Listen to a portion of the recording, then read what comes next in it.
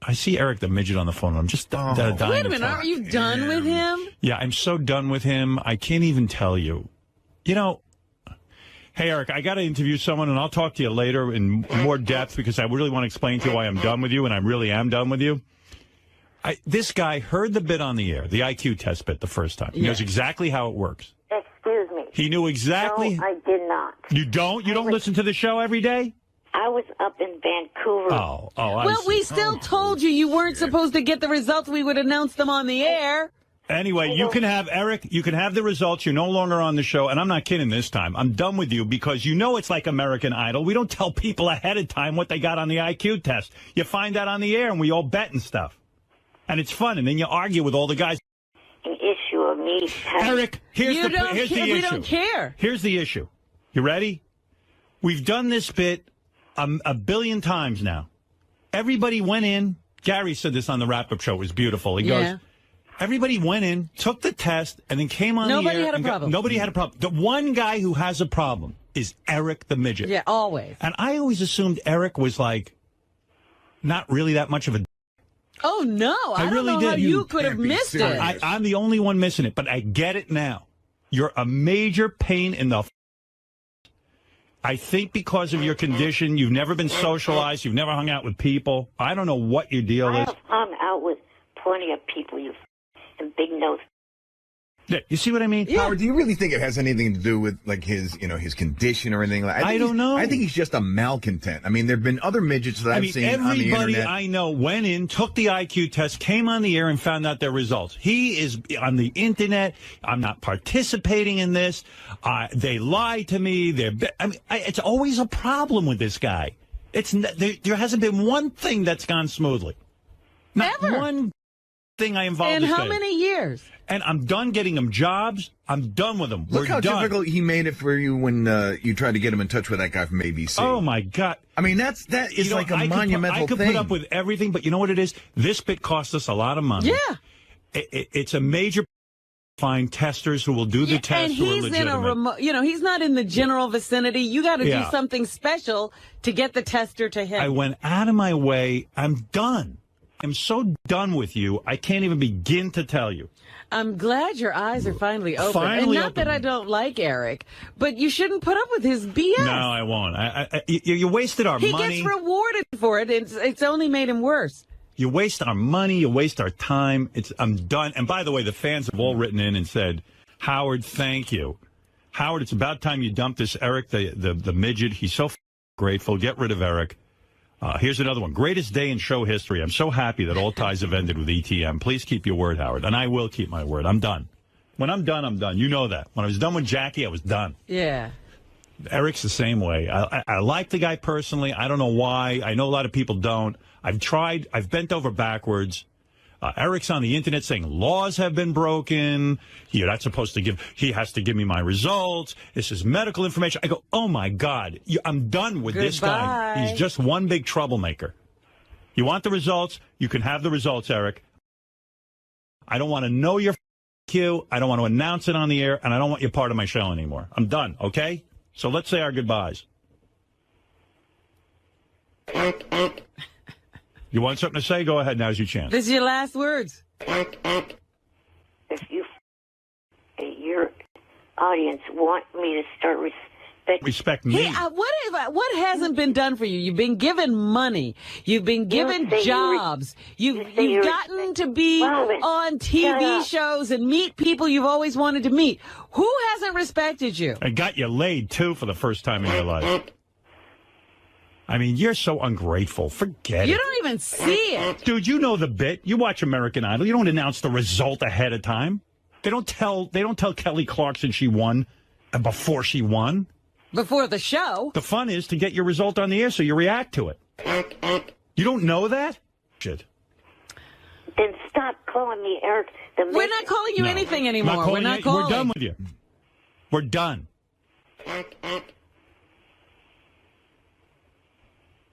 So you don't even have to suffer that indignity anymore. Yeah. And Gary can get you the results of your IQ test. You can have it. I don't care. I don't want to know your IQ. Sit there with them and enjoy them. Yeah, I'm trying to do something here on the air and try and make it fun, and you're just ruining it. And I wasted all my time testing you. I don't know why I bother with you. You know how we do things. You're not that out of it. And he's carrying on. He's accusing you of breaking the law. Yeah, breaking the law. Hurting him in some way. Yeah. Just go ahead and get your results. In fact, even to get the result, they'll trick me. They'll do this, they'll do that. I'm exhausted from you. Go ahead, have your last word, because we're done.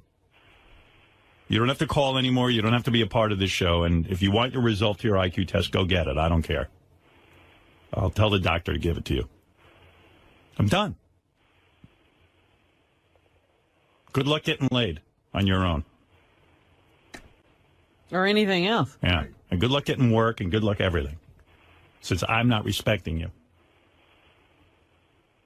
Go ahead. What do you want to say to that? I don't know what to say. I know you don't, because you just eat my kishkas out. I mean, really, this bit is the easiest bit in the world. Have somebody IQ tested. We all go and we get on the air and we give the result. It couldn't be simpler. He's making me. I'm done being tortured. Are by you him. that bored that you have to make everything a drama? No. He just makes everything difficult. Yeah. Like, can't you just man up once? And I see Eric's already back on the phone, but I'm done. Eric, how am I going to end this with you? You can't keep calling back. We're done. Excuse the trying to keep myself in a time frame of having to have the heart surgery done in 3 to 4 years instead of having it done tomorrow. Well, why are you on the phone? Isn't this stressful for you? Mm-hmm. Yeah, we should be done with each other. I don't want to be your stress. Hey, Howard. Yeah. Eric, I'm serious. Don't yell at me. I want to ask you a question. How come this is all an issue now, but when we first talked to you about setting this up, you never brought this up to us? I don't know. Good answer. You see, the problem, Eric, I'm going to explain it one last time. You said you wanted to be part of the IQ test. You know how it works. We don't give the people the information ahead of time. It's like American Idol. We all get on there and we go, okay, the person with the lowest IQ, the person with the highest IQ, and we all take bets. You know the score. You know how we do it. You know how we do the show. We explained it when we did it. And Eric, just listen to me. Will you let me speak, damn it? Because you don't get it. I don't get the harm in each person knowing their individual IQ score. Nobody asked you if you understood. Because number one, I don't want the information getting out. Number two, I want to bet on it. I want to have fun with it. And it's the idea of the surprise to even the person. The day of the event, I want to say to you, Eric, do you think you beat Scott DePace? Do you think? And you'll know already. It's not going to work for me. And this was the bit from the beginning. I never would have asked you to do it. I was the one that prompted you assholes to do this by challenging. Okay. Listen, Eric, you're absolutely right. I'm wrong. We're done with each other. Don't call in anymore. I don't want to speak to you. I've had it. We went to if you said to me now, hey, Howard, I get it. I'll wait my turn like everyone else. I'll hear my IQ announced on the air. Fine. We have no problem.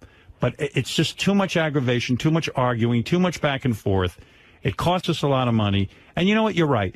If your health is going to be disturbed by not knowing your IQ ahead of time, then by all means, go get your IQ and be done with us. Now, what's it going to be? I guess I'm going to get it and not. Good. All right. So go get your IQ. He's going to go get his IQ. Okay. So go get it and see it and have a nice life. And trust me, the day you hear that IQ, don't ever call here again because I'm never picking up.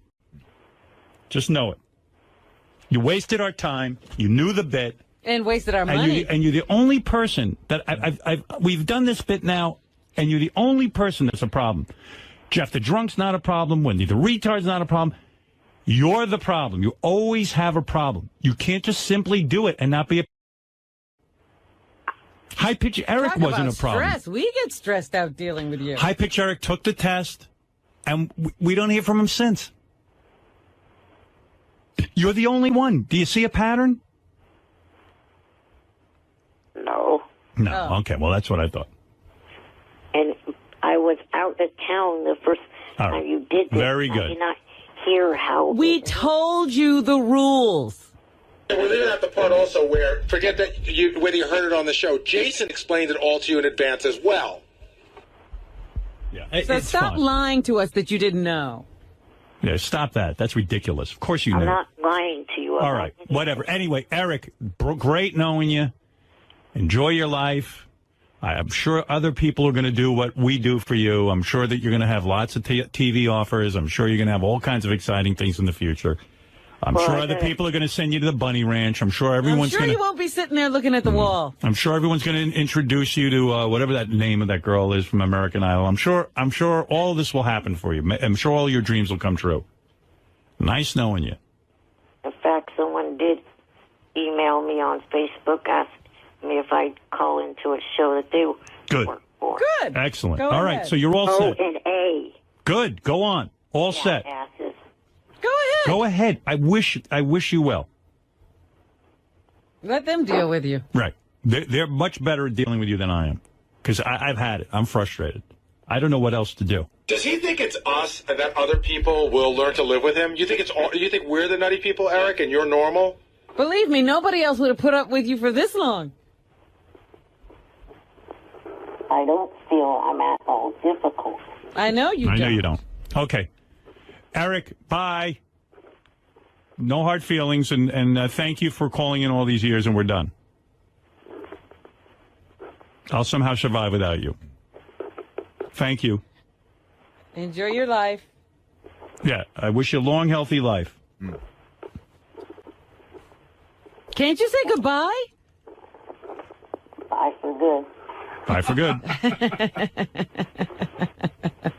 I mean, what is the problem with waiting your turn to get the IQ test? I mean, what is the problem? It stresses him out. Yeah. There wouldn't have been a problem if the doctor didn't say in the first... Who cares what the doctor said? I told you the doctor was wrong. We're not giving you the result ahead of time. That doesn't make the show work. It's a waste of my money and time. Why can't you get that through your head? I got it. This is a waste of time. I thought he said goodbye for good. What are we still talking? Why didn't you hang up? And believe me, even if he said now he agrees, 2 days later he'd be back again going, I don't agree to this. It's ridiculous. You don't know that. I do know you. I know you like I know you so well. Johnny tells me about you. Hey, hi, Pitch. How you doing? What's happening?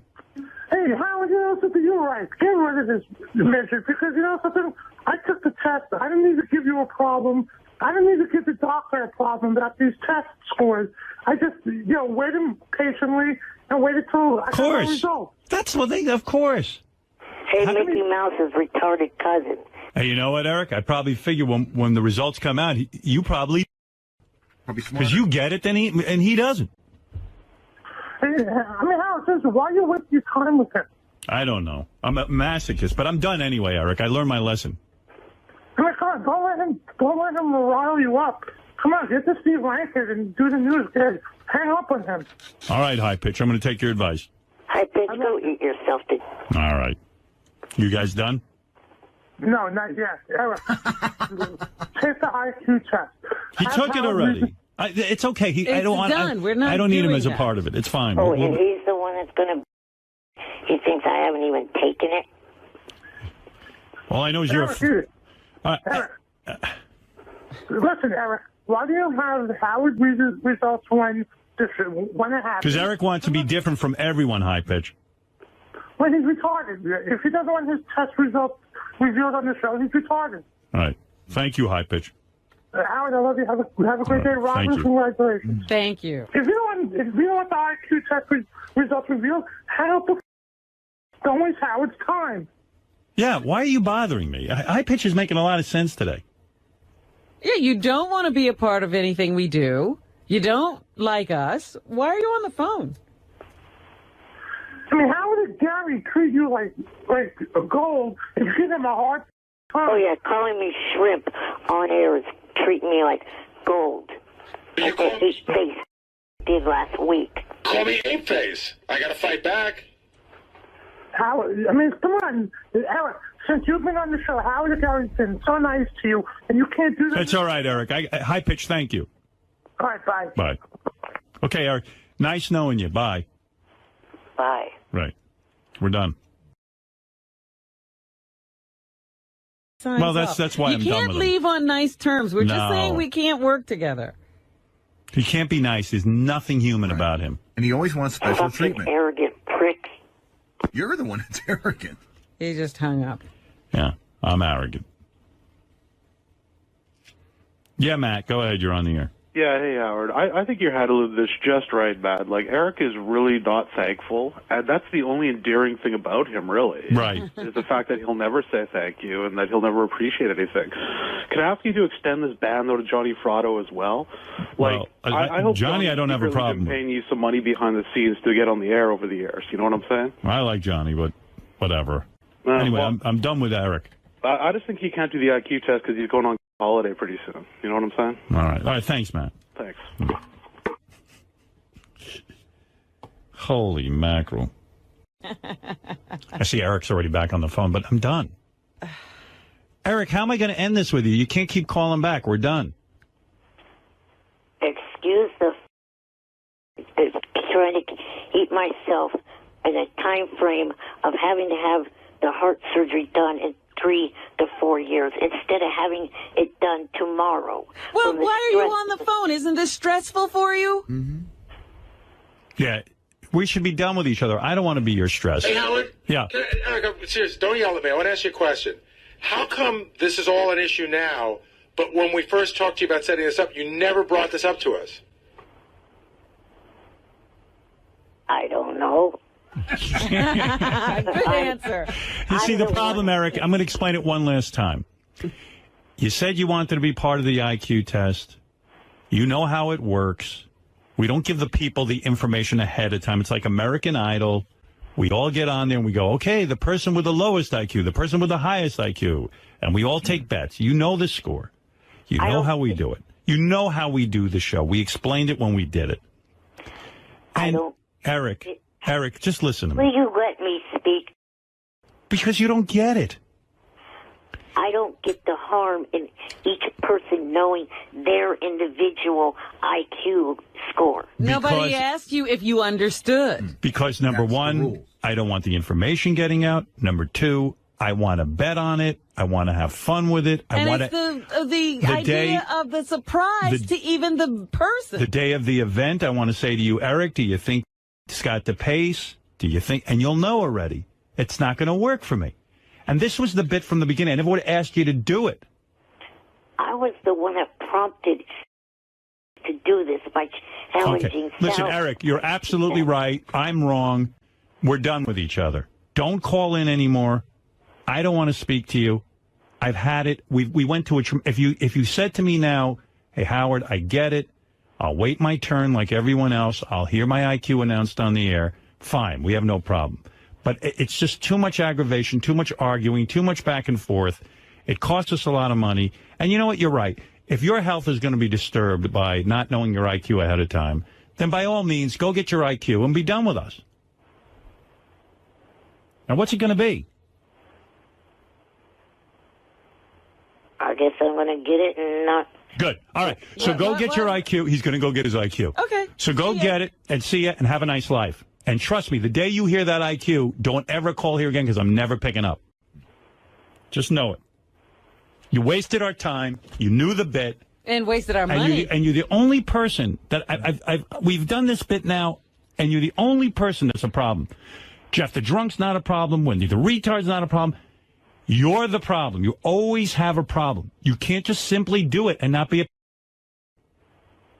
High Pitch Eric Talk wasn't about a problem. Stress. We get stressed out dealing with you. High Pitch Eric took the test, and we don't hear from him since. You're the only one. Do you see a pattern? No. No. Oh. Okay, well, that's what I thought. And I was out of town the first All right. time you did this. Very good. I did not hear how. We told you the rules. And we're leaving out the part also where, forget that whether you heard it on the show, Jason explained it all to you in advance as well. Yeah. So It's stop fine. lying to us that you didn't know. Yeah, stop that. That's ridiculous. Of course you I'm knew. not lying to you. All right, whatever. Anyway, Eric, great knowing you. Enjoy your life. I'm sure other people are going to do what we do for you. I'm sure that you're going to have lots of TV offers. I'm sure you're going to have all kinds of exciting things in the future. I'm sure other people are going to send you to the Bunny Ranch. I'm sure everyone's going to... you won't be sitting there looking at the wall. I'm sure everyone's going to introduce you to whatever that name of that girl is from American Idol. I'm sure all of this will happen for you. I'm sure all your dreams will come true. Nice knowing you. In fact, someone did email me on Facebook, asked me if I'd call into a show that they work for. Good. Excellent. Go all ahead. right, so you're all set. O&A. Good. Go on. All set. Asses. Go ahead. Go ahead. I wish you well. Let them deal with you. Right. They're much better at dealing with you than I am. Because I've had it. I'm frustrated. I don't know what else to do. Does he think it's us and that other people will learn to live with him? You think you think we're the nutty people, Eric, and you're normal? Believe me, nobody else would have put up with you for this long. I don't feel I'm at all difficult. I know you don't. I know you don't. Okay. Eric, bye. No hard feelings, and thank you for calling in all these years, and we're done. I'll somehow survive without you. Thank you. Enjoy your life. Yeah, I wish you a long, healthy life. Can't you say goodbye? Bye for good. Bye for good. I mean, what is the problem with waiting your turn to get the IQ test? I mean, what is the problem? It stresses him out. Yeah. There wouldn't have been a... Okay, there's a guy on the phone claims to be the world's greatest Eric the Midget expert. And... why do we want to talk to him? I'm fascinated by it. This is Javier. Hey, Javier, how you doing? Good morning, Howard. Morning. Now, you are a fan of the show for how many years? Well, very few years because obviously I couldn't listen to K-Rock. I knew you from first Letterman in the late 80s, and then the E! Show, and then... well, you live in San Juan, right? Right. Yeah, so he couldn't... So how does he become an Eric the Midget expert? Well, I started listening to Howard Stern Show clips on YouTube. Right. And, then I would watch and I would see, like, clips that said Eric the Midget. And I couldn't care less about a midget. Right. I was intent on listening to, like, Gary saying Reese's instead of Reese's or McKine. Right. And one day I said, I got to give the guy a chance. And from the first moment I heard, I was totally hooked. He's like totally obsessed with Eric the Midget. I would say so, yeah. It's a great entertainment. And your obsession goes so deep that you literally, what did you do? You cataloged all of his appearance in order? Yeah, because there's a bunch of guys who put up sound clips of Eric on YouTube. Right. And what I did is when you have an account on YouTube, you can make playlists. So there were so many that I started to put them on the playlist in chronological order. The great thing about it is once you listen to Eric on the serious years, it's almost like a saga. It's like a bunch of stories, and it's all so funny. It's so incredibly funny. So it's almost like a movie to you. Yeah, it's a bunch of stories. You have the flying with balloons thing and his so-called girlfriend Kendra. Javier, when you go back in time now, because I don't even remember this, and since you're the world's greatest Eric the Midget expert. Yeah. Did he become sort of, like everyone thinks he's sort of, I don't necessarily subscribe to that, but was he more well-behaved and compliant when he first called in on K-Rock? Well, I really haven't listened a lot to K-Rock calls, because most of what you find is serious years.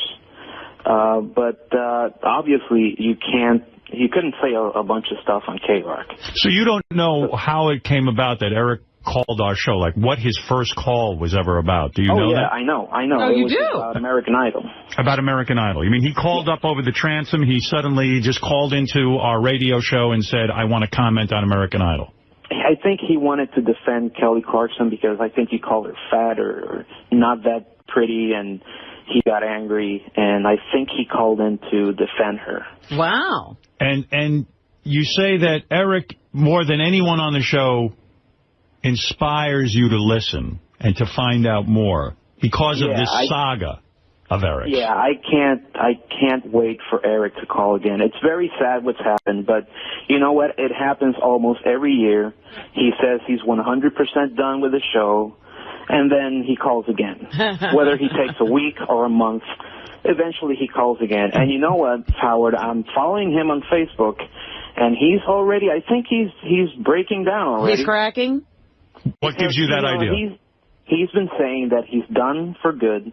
And then I think yesterday he said, well, if certain conditions are met, I may call again. I see. He's already breaking down. He said that basically his conditions are that only the people in studio can only goof on him, that Gary has to stop attacking him daily because he believes that Gary attacks him daily. Right. That once his call ends, you have to stop goofing on him. And, you know, he's already putting conditions. That's so I think he's breaking down, and I think eventually there will be a reconciliation. He's radio gold, Howard. It can't end like this. So you don't think Howard can stay away from him? Because Eric didn't ban himself. This time, Howard banned him. Well, the difference this time is I banned him, yeah. and I'll tell you why. Because I really feel he was not honest with me. We went through a lot of trouble to line him up for the IQ test. And I believe he really understood what was going to be the bit. And like you say, he wants this special consideration, which would destroy the entire bit. Yeah, he's acting as if he left the show because of the way we were treating him. That's not the case at all. Right. In fact, I think I was treating him very well and certainly getting him opportunities and getting him laid and all kinds of things. There was a lot of quid pro quo. But, you know, And now he's in a negotiation with himself. Nobody's talking to him. No, I mean, I'm really kind of furious because I've always felt that if you make a deal with someone and you say you're going to be part of a bit, and then we go to the expense, and we just don't get a lot of money around here to do bits. So to get like almost like $1,000 to test him and get testing for everyone else, we put this all together. And, you know, it takes a lot of time to put this bit together. We could have tested someone else. So I got really angry with him. And I'm not backing down. And rightfully so. You know, he got to me. He knows what it's about. He knows how it goes. He just makes up excuses. But it's one of the fascinating things about Eric Howard. What is your favorite Eric the Midget phone call? Like, what was your one big Eric moment? Oh, man. There's so many. That's hard. You know, when he ordered Johnny to do a guy, Jerry. Yeah. You know, when he said, I'm club-footed, you asswipe. That is a great one. You know, the whole thing. Javier, how old a guy are you? I'm 35. 35, you got a job? I'm an attorney. You're an attorney, so you're not some slouch. Wow. You actually have a practice? Yeah. Well, I work for the government. Oh, my. Look at him. Yeah, he's a big shot, and he loves Eric the Midget. All right, hey, I'm going to test... Hey, let me do you a favor, Javier, here. I'm going to let you prove you're the world's biggest Eric the Midget fan. I'm going to ask you a series of questions. All right. I'm going to see how well you do. I'll tell you what. All right.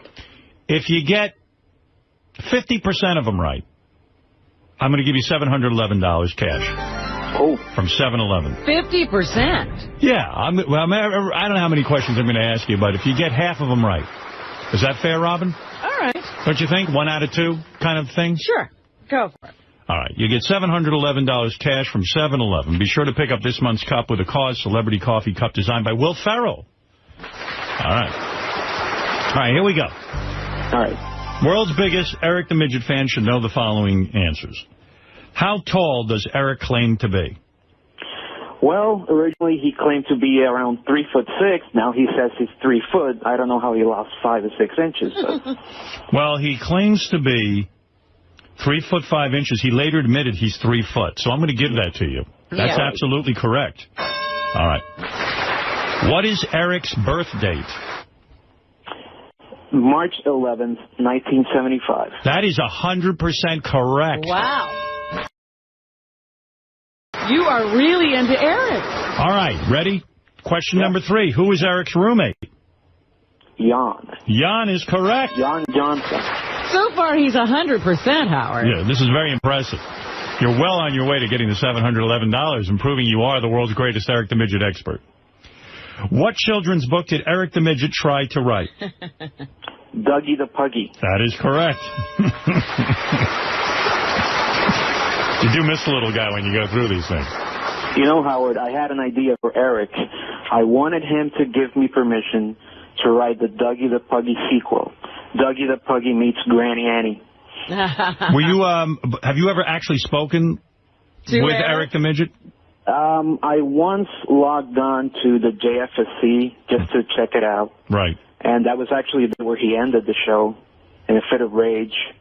And I talked to him on Facebook, but obviously not over the phone or anything. Right. That would be a dream for you. Yeah. The first TV show on which Eric ever acted. American Dreams. That is correct.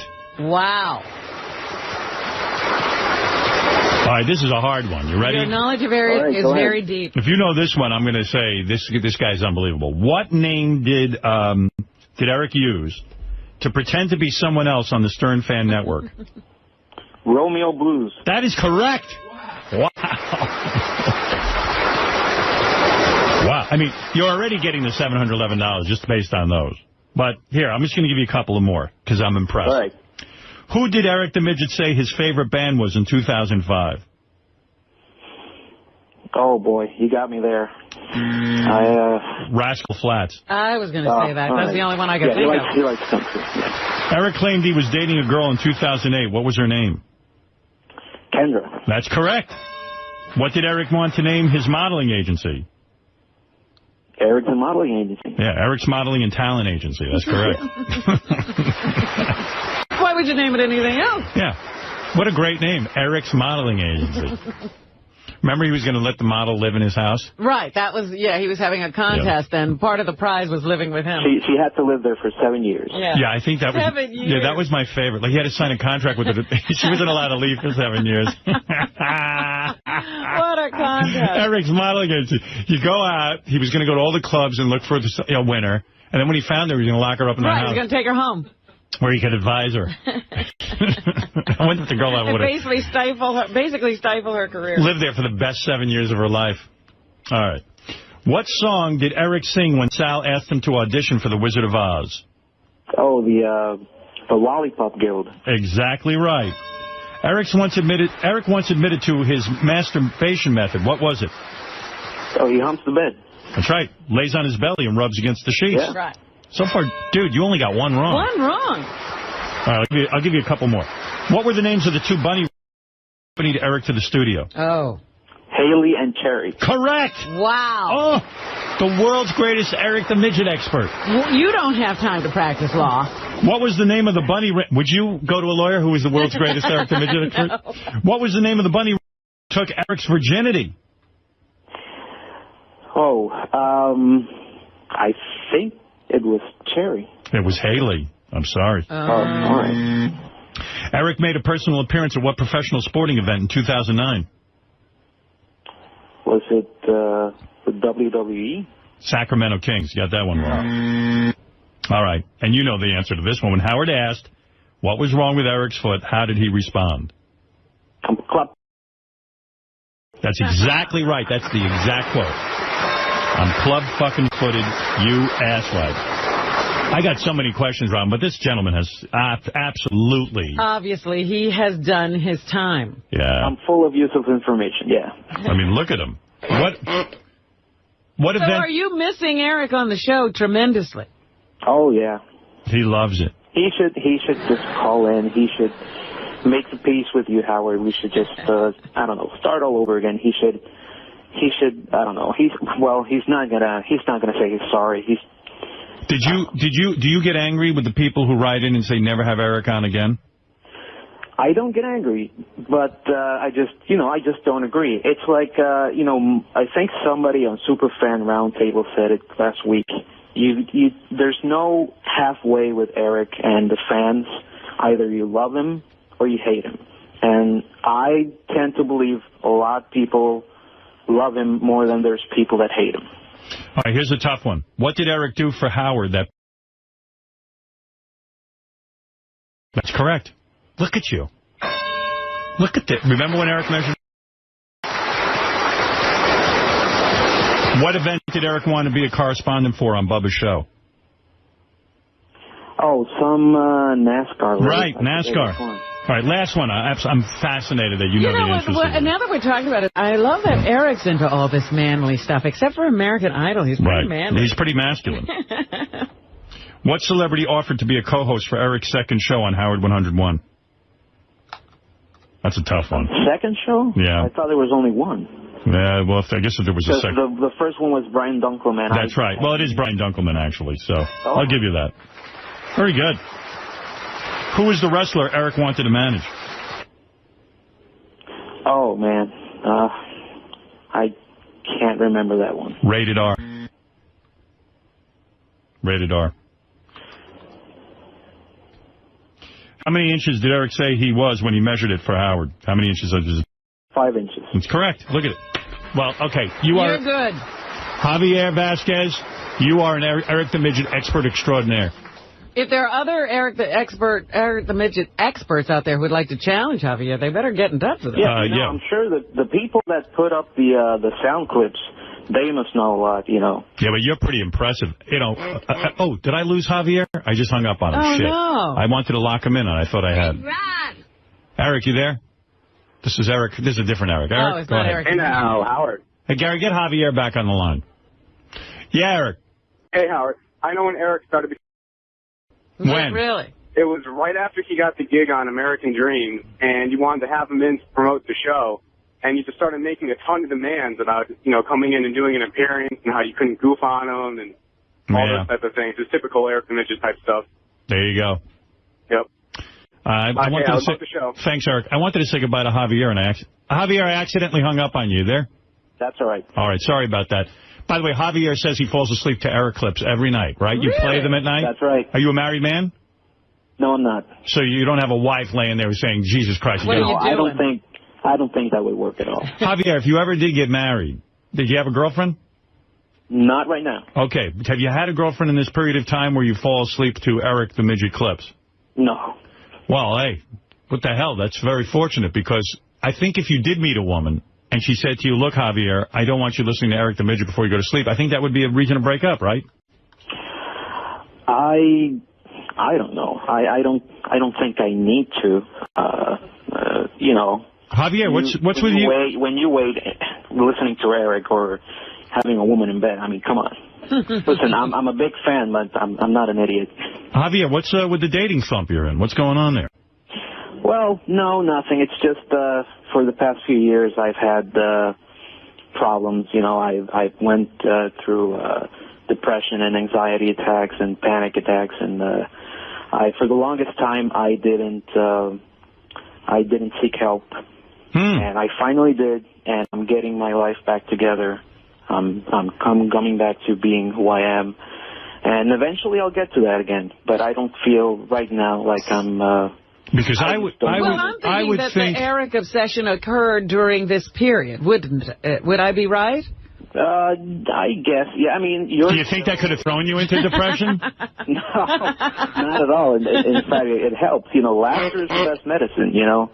Javier, I read that Puerto Ricans do not get anxiety attacks. I'm very, very surprised by that. You're suspicious that he's not Puerto Rican? That's right. You might be part something else.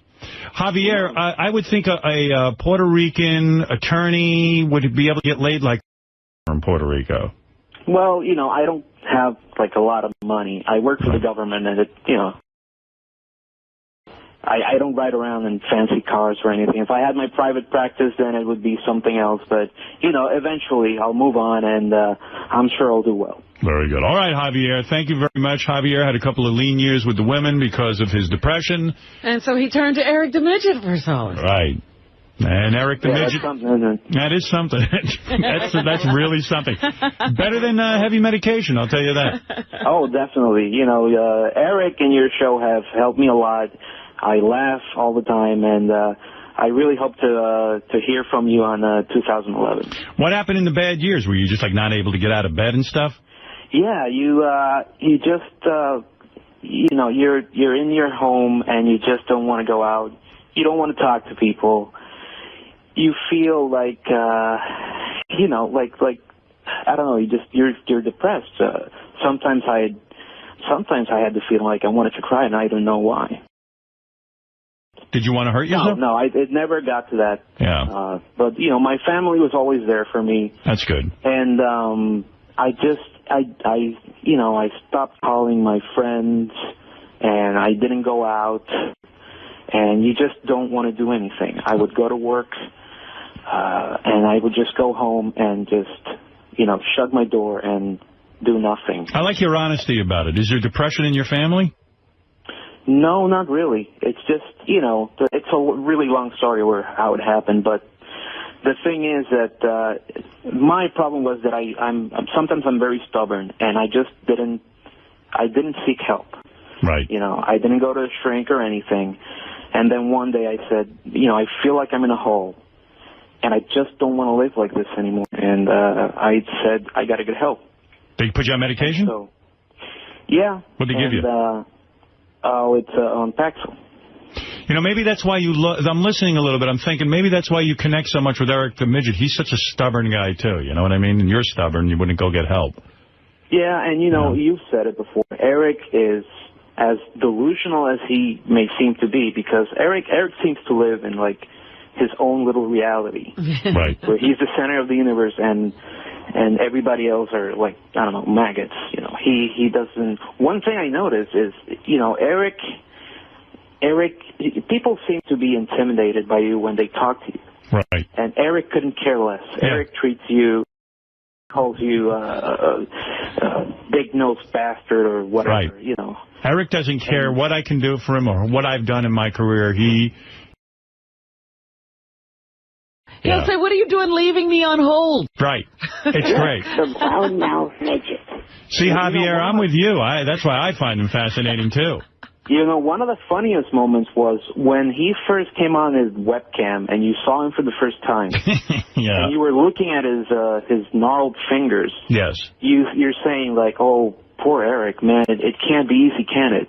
And then he goes, well, you interrupted what I was saying. So, you know, you were being compassionate to him, and all he can care about is you interrupted him. Ridiculous midget. He doesn't even, he didn't look for sympathy. No. That's why I liked him. Yeah. All right, Javier, I'm with you. I could talk about Eric all day. Congratulations. You've won $711 cash from 7-Eleven. You are, in fact, Javier, as far as I know, the world's greatest expert on Eric the Midget. For now. And by the way, Javier, be sure to pick up this month's cup with a cause, Celebrity Coffee Cup designed by Will Ferrell. That'll cheer you up, get you out of any depression you're in. Sure will. All right, Javier. Thanks for calling in. Thanks, Howard. That's a Javier Vasquez in Puerto Rico, who is the world's greatest Eric the Midget trivia expert. I didn't know there was such Eric fans out there. Eric, there are. Ridiculous midget. Robin, you're missing a whole world out there. You're really not on it.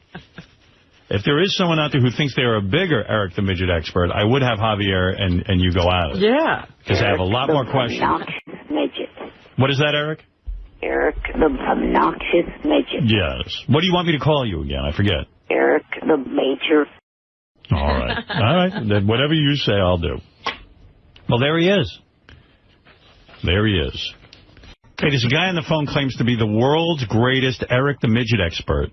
And why do we want to talk to him? I'm fascinated by it. This is Javier. Hey, Javier, how you doing? Good morning, Howard. Morning. Now, you are a fan of the show for how many years? Well, very few years, because obviously I couldn't listen to K-Rock. I knew you from first Letterman in the late 80s, and then the E! Show, and then... well, you live in San Juan, right? Right. Yeah, so he couldn't... So how does he become an Eric the Midget expert? Well, I started listening to Howard Stern Show clips on YouTube. Right. And, you know, then I would watch, and I would see, like, clips that said Eric the Midget. And I couldn't care less about a midget. Right. I was intent on listening to, like, Gary saying Reese's instead of Reese's, or McKine. Right. And one day I said, you know, I got to give the guy a chance. And from the first moment I heard, I was totally hooked. He's like totally obsessed with Eric the Midget. I would say so, yeah. It's a great entertainment. And your obsession goes so deep that you literally, what did you do? You cataloged all of his appearance in order? Yeah, because there's a bunch of guys who put up sound clips of Eric on YouTube. Right. And what I did is, when you have an account on YouTube, you can make playlists. So there were so many that I started to put them on the playlist in chronological order. The great thing about it is once you listen to Eric on the serious years, it's almost like a saga. It's like a bunch of stories, and it's all so funny. It's so incredibly funny. So it's almost like a movie to you. Yeah, it's a bunch of stories. You know, you have the flying with balloons thing, and his so-called girlfriend Kendra. Javier, when you go back in time now, because I don't even remember this, and since you're the world's greatest Eric the Midget expert. Yeah. Did he become sort of, like everyone thinks he's sort of, I don't necessarily subscribe to that, but was he more well-behaved and compliant when he first called in on K-Rock? Well, I really haven't listened a lot to K-Rock calls, because most of what you find is serious years. But obviously you couldn't say a bunch of stuff on K-Rock. So you don't know how it came about that Eric called our show, like what his first call was ever about. Do you know that? I know. Oh, you do? About American Idol. About American Idol. You mean he called up over the transom, he suddenly just called into our radio show and said, I want to comment on American Idol? I think he wanted to defend Kelly Clarkson because I think he called her fat or not that pretty, and he got angry, and I think he called in to defend her. Wow. And you say that Eric, more than anyone on the show, inspires you to listen and to find out more because of this saga of Eric. Yeah, I can't wait for Eric to call again. It's very sad what's happened, but you know what? It happens almost every year. He says he's 100% done with the show, and then he calls again. Whether he takes a week or a month, eventually he calls again. And you know what, Howard? I'm following him on Facebook, and he's already, I think he's breaking down already. He's cracking? What gives you that idea? He's been saying that he's done for good. And then I think yesterday he said, well, if certain conditions are met, I may call again. I see. He's already breaking down. He said that basically his conditions are that only the people in studio can only goof on him, that Gary has to stop attacking him daily because he believes that Gary attacks him daily. Right. That once his call ends, you have to stop goofing on him. And, you know, he's already putting conditions. That's so funny. I think he's breaking down, and I think eventually there will be a reconciliation. He's radio gold, Howard. It can't end like this. So you don't think Howard can stay away from him? Because Eric didn't ban himself. This time, Howard banned him. Well, the difference this time is I banned him, Yeah. and I'll tell you why. Because I really feel he was not honest with me. We went through a lot of trouble to line him up for the IQ test. And I believe he really understood what was going to be the bit. And like you say, he wants this special consideration, which would destroy the entire bit. Yeah, he's acting as if he left the show because of the way we were treating him. That's not the case at all. Right. In fact, I think I was treating him very well and certainly getting him opportunities and getting him laid and all kinds of things. There was a lot of quid pro quo. But, you know, And now he's in a negotiation with himself. Nobody's talking to him. No, I mean, I'm really kind of furious because I've always felt that if you make a deal with someone and you say you're going to be part of a bit, and then we go to the expense, and we just don't get a lot of money around here to do bits. So to get like almost like $1,000 to test him and get testing for everyone else, we put this all together. And, you know, it takes a lot of time to put this bit together. We could have tested someone else. So I got really angry with him. And I'm not backing down. And rightfully so. You know, he got to me.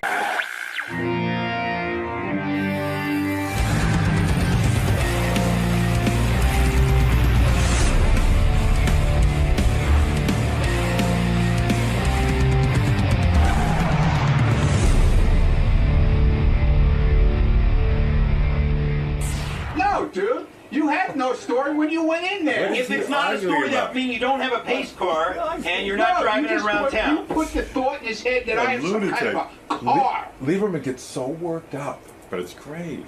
It's the most moronic argument. Oh my God! God! So passionate about it. Lieberman goes like this. He goes. Yes. Hello, Red Gypsy. Oh, good morning, Howard and everybody. Good morning. I was going to bring up a couple of things, although, you know, Eric just did that. I wanted to say one thing, that I was at AGT, and Ronnie was totally professional. You know, this Ronnie, I got to tell you, he really is insane. I didn't hear the wrap-up. Gary played me a piece of the wrap-up show with Ronnie about this car. And I turned to Gary and said, I think Ronnie's losing it. What happened? Well, I mean, I don't even understand. So John Lieberman says, hey, Ronnie, the story was Ronnie got a new car.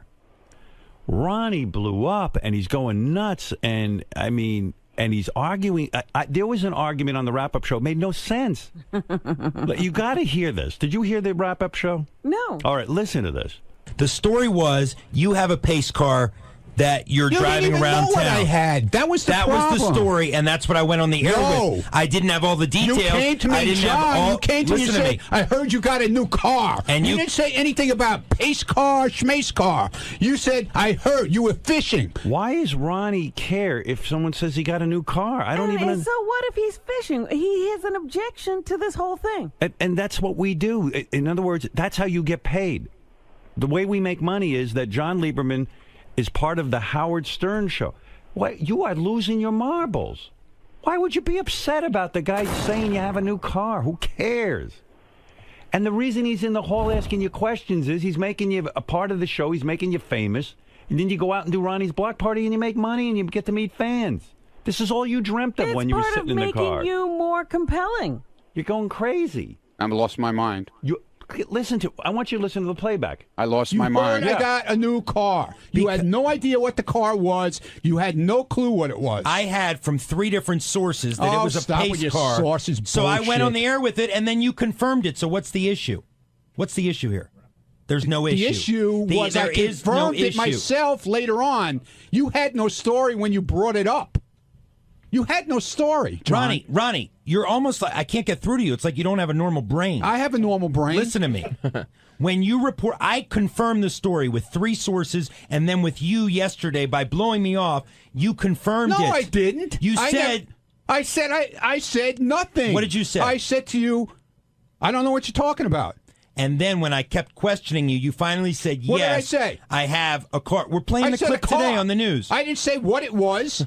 It corroborated what I had from 3 other sources. For 20 years already. So I went on the air with it because I was confident in the story. I had it from enough people. No, you weren't confident because you didn't know what the car was. Doesn't matter. I knew it was a pace car, and I knew you had it at home. Dude, why do I need to know the year? You're coming in with having them bring in different pictures, different colors. You're telling me the car's orange. You're telling me the car's pink. You had no clue. The structure of the story was true, and I stand behind it. Well, good. You stand behind it. I think it was bullshit. You don't. How is it? So it's not true? It's true now. Thank you. I Thank said you. It was That's true. it. I said it was true afterwards. When Howard asked me, I said it was true. Not to you. Do you hear this argument? What are you doing, Ron? I don't know. And I was going to say to him yesterday, you got to calm down. You get upset about everything lately. And then he starts attacking me. He says, Howard likes his electronic devices. Yeah, I do. And if they ask me if I got a new one, I'll tell them. I don't listen. If John there's a difference between walking around and you got a new phone, right? And if John finds out, I'll tell him. And there's a difference between driving around in a car that stands out a lot, and I don't need people knowing it's me. That's all. I don't need people bothering me. You got a car that people will look at, and now you don't want them to know it's you? To see it. Yeah, they'll see it, but they don't have to know it's me. They don't have to know it's me. Why buy a car that draws that much attention? Really? Oh, here he is. I don't want to deal John with him. Lieberman. I don't want to have to deal with him now. You don't? Why don't you care? Let's I can't stand him. Why? I can't stand the man. But Ronnie, he's part of the show. He's doing his job. He's a shit reporter. Is this on right? Yeah. You don't even know how to put a microphone on. It's on backwards, you idiot. Oh, dear. This is a different one than I normally use, Ronnie. Boo-hoo. It's different than he normally uses. You have become such... You're an ignoramus. You don't know what you're speaking about. You came up to me in the hall about 5 minutes ago. You say, I know who your sauce is. I know who your sauce is. It's a source. Yeah. I said sauce. You didn't ask Richie Wilson. Oh, ask Richie Wilson. What is the story with this car? Play what I did to him yesterday, how I made him blow up. What do you Play mean? that. What is that? This is it, no? When I said he was a shit reporter, how he went ballistic. Well, here, I mean, I'm in the middle of the Ronnie argument. So what's the issue? You're confirming my story. No, dude. You had no story when you went in there. If it's not a story, that would mean you don't have a pace car and you're not driving it around town. You put the thought in his head that I have some kind of a car. I don't know. I don't know which part you're talking It's about. right towards the end. I think that's all I have. They give me clips. Oh, he went crazy. I did not go crazy. What I was saying to you, Ronnie, they were falling out of his head, dude. I was making... Listen, let me explain this to Ronnie. The reason we hired him, I don't care, is because I don't care why you hired him. Yeah, but you're working. I don't here. like him. Yeah, you don't. You don't have to like me. I don't like you. You don't have to like me, but you can politely say no comment. But you see, when your reaction is so out of bounds, that's all I have to say.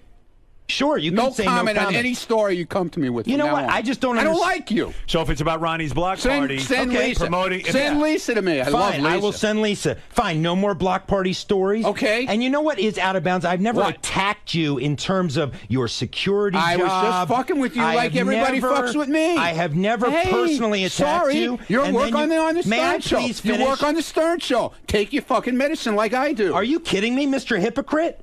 Take your medicine. I take it all the time. Ronnie doesn't know what hypocrite means. You explain it. No, I don't. Sorry. All right, go ahead. Sorry. No, I'm stupid. Yeah. But I'm fucking stupid. You attacking my reporting is ridiculous, and I'll give you an example. Don't look there how are a number defensive you because you sound like me now. When I go up to Gary, and I ask him a question, he is forthright. I say, Gary, because all the stories you do on Gary no, because Gary's running for park recreation there. Gary, let me give you an example of a story I did yesterday that Gary didn't want reported. I say, Gary, I heard you were in a car accident. I had two sources. What happened? I had two sources telling me he was in an accident. And you know what Gary does? How come you killed the story? It was on the air yesterday on Howard 100 News. You don't listen? No, I hate the news. Oh, so you can criticize, but you don't listen I don't to like what we the do? stories. I don't like your stories. Okay. I only listen to Lisa's stories. And Julie. They're the greatest. You know what? Reporters. When we Julie's even awesome, Scott DePace, Julie is even the best Scott reporter, DePace, man. He's even funny when he does his stories. What about even Scott DePace? Yes. When I confronted him yesterday about some allegations that I've been hearing. I know what you're talking about. This TV camera was supposed to be covering him. He was having a meltdown about something. And he had the cameras turned off. He's instructed people not to shoot his picture. There are a lot of things. I got word about. Don't shoot him when he's leaning back in his chair either. And I will take this up with Scott off the air. Hey, bring it up because, dude, there's no truth to that. Let's go. Howard. Well, here are what my sources say. My sources. Here he goes again. I have multiple sources. Oh, I know around you here, do, man. and I protect them. That's why I get these stories. Probably. Yeah, you I pay them. Pay him. Little informants. Little, yeah, because I'm not spending my money on pace cars. That you fucking run around chasing after. Howard, what'd you find out going on? You little fucking spies. But can I say something to Ronnie? If you don't want to be noticed in your car, don't buy a pace car with writing all over it. It's a collector's car, okay? Yeah, but if you don't Leave want me to be alone. noticed, why? I don't bother you with what you do. Why do you have to bother me what I do? Collect. Why does that bother you so much? I'm saying the logic there that you don't want to be on the news. There's guys with 50 cars in their garage that collect cars. No, I have one. I have no problem. It's a crime. I know. I'm sorry. Don't want John asking about your car because you don't want to be noticed. That's a car that you get noticed in. I'm sorry. I mean, you're going to be noticed in that car. Dude, if they don't see me and they don't know it's me... How are they not going to see you? There's glass in the fucking car. They can look in and see the glass is tinted, okay? Just like when you get in a car. It's not that tinted. Oh, it is. See through the front. No, is it legal? Oh, Jesus. Here we go. What is that, Scott? It's a convertible. Oh, Gary. Yeah, okay. Do I have to put the top down, Gary? Do I have to? But you will. Do I have to put the top down? You don't care if people see you in that. Oh, stop it now. You're looking for attention. That's why you get a car like that. Oh, please. Hey, why have a convertible if you're not going to put the top down? Right. Yeah. Okay. Yeah. Here we go. I had to get rid of my. I had a convertible once. I put the top down. A guy jumped in the car with me, and I said, perhaps I shouldn't have a convertible. But I said to myself, it's silly to have a convertible if I can't put the fucking top down. So you got rid of it. Of course. Now he's saying he wants a car that gets attention, but he doesn't want the attention. Yeah, he doesn't want attention. You better do a follow-up story on that. Oh, we already got it. He already said that he'll refuse to tweet out any photos of the car. Right. And he wants to know who my source is so that he I know who your source is. You absolutely do not. I ain't telling. Who? I know Why are you not? I know who it is. 3. Name them. I know who they are. Name the 3. I know exactly Name who them. they are. Name one of the 3. I know one of them for sure. Who is it? I'm not telling you. Why? I'm not going to rat your rats out. I won't rat. What? Why won't you? I'm not going to rat your rats out. Who do you think you got rats all over the place? Yes, yeah, I know do. you do. Yes, I do. know you do. And they're watching you. Yeah, good. Let them watch me. Who gives a shit? Let them watch me. You give a shit. Look at you. I'm just looking at you. I'm I looking can't at believe you. I'm seeing a grown man upset over a pace car that got out on the air. I don't like you. I told you that. I told you that in the hallway. And I told you you do not have to don't like me. you. You don't have to like me, but you can say no comment. No I've had comment. many other people not like me. No comment, and I don't like you. Isn't it okay to rat a rat out, though? No. And give your idea on who it might be? No. Why? Why are absolutely you not. protecting them? Why should I? You're protecting his source? Because I'm not like that. I don't rat people out like he fucking rats people out. I never rat people out. Okay. I never give up my sources on anything like this DePace thing. Let me tell you about this DePace thing. Go ahead. I have people running. Everybody knows about that. The whole hallway knows about what he's went got down. a report on that. I What have do you people know about it? I'm not saying anything. It's All not right, so my. let It's John not my say it, business. What we have You know what, confirmed Ronnie? is this. You would make this show very successful. Yeah. Ronnie, you don't understand. We need information so Okay, that we good. can have a show. All right. Well, then let him do it. Let him be the rat Well, ass. here we Scott go. DePace, Shit reporter. according to multiple. According to multiple sources. Sorry, I heard the Stinks. shit reporter comment. Stinks. You're a terrific reporter. Don't listen to him. Stinks. Could I please get this Yeah, story go out before I really have to take action? Oh, ooh. Is that a threat or a promise? No, I'm talking to Howard. Go ahead. Excuse me. Be my Go guest. ahead. Multiple sources, Howard, say that Scott DePace Multiple has sources. set rules in the Howard TV control room. I heard he that. must be notified when he's being shot by a camera Yeah. because, in part, because he doesn't want any unflattering images of himself on the Howard TV behind the There's scenes. another For guy example, who when doesn't he's understand how we make a living. For example, when he is sitting back in his chair. Thanks, Scott, for taking the heat off. He doesn't want those moments captured. And in fact, I have confirmed he shined a mag light in one of the cameramen's cameras because they were trying to get a shot of him yesterday. Has everyone gone nuts around here? And he called. Can I And he say called something? one of his producers. How are we and going he to make a called- living? You did call one of the producers back there unintelligent yesterday as well. Is any of it true? Wow. Is any of that true? And I believe it is true. Bits and pieces, but not for the reasons he's saying. Go ahead. So the first thing is, yes. I simply don't want a camera spying on me. I have no problem with a camera when I. Me neither, asshole. Well, none of us want a camera spying. So all I requested was that they let me know when they're shooting and when I'm in the control room. I'm in the control room doing my thing. Yeah, but something went down that would have been good on Howard TV. No, not once. I simply What was the said event? I want to know. Now listen. So no, let me explain to you. John, what was the event No, that let me he explain. boycotted? Let's hear, Howard, with all due respect, let's hear never- what he says so that I can contradict it with facts. On the life of my kids, I never told them they can't shoot me. Never once. But the other day they couldn't shoot you. They could too. They have to inform no, you. all I said is just let me know. So it went, a couple of segments went by when all of a sudden I look over my shoulder and there's a camera there and I'm like, hey, can you just let me know? So then apparently, so they were letting me know, but it wasn't loud enough. I wasn't hearing it. So I said, well, can you tap me on the shoulder or do something so that I know you're shooting me?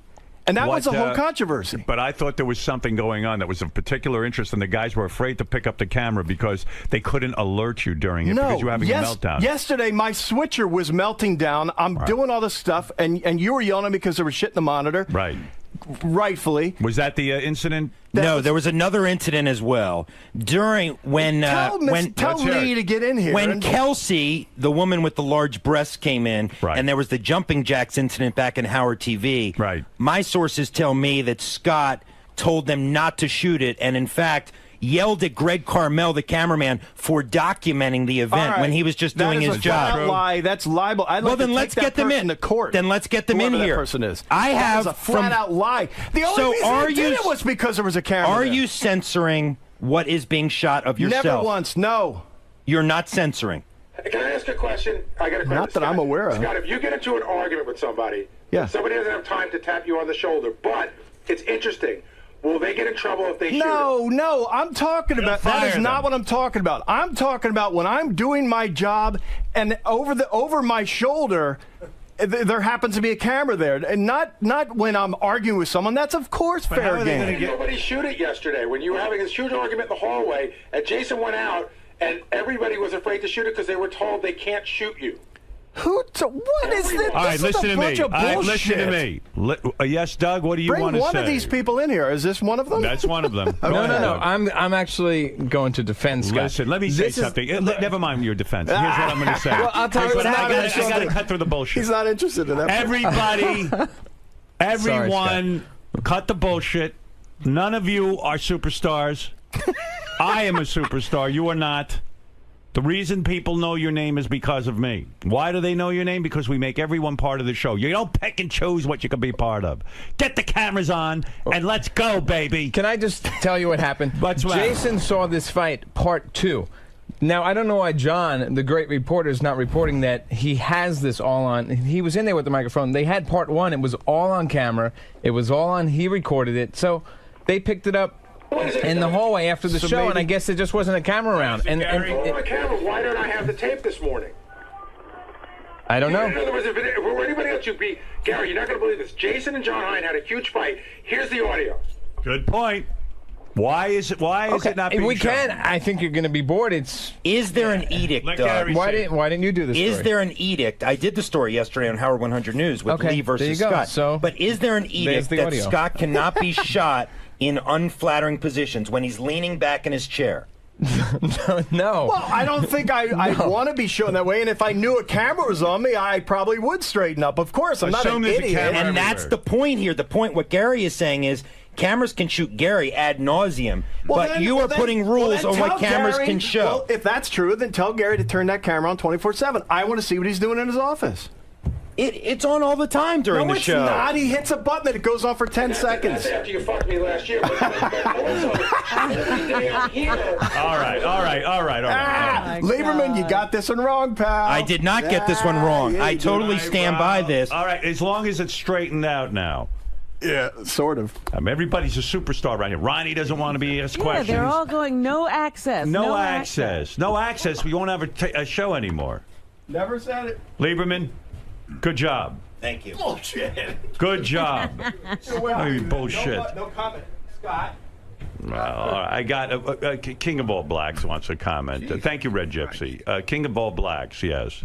Yeah, Ronnie and a couple of other people up there, they want to be you, right? But without the criticism, right? They just want to chill and be a superstar, but they want to be you, like, because it seems like you don't get any criticism from people, right? So they want to be like you, and, right? And what's going to happen eventually is that they're going to grow a hatred to you, right? King's on track with this.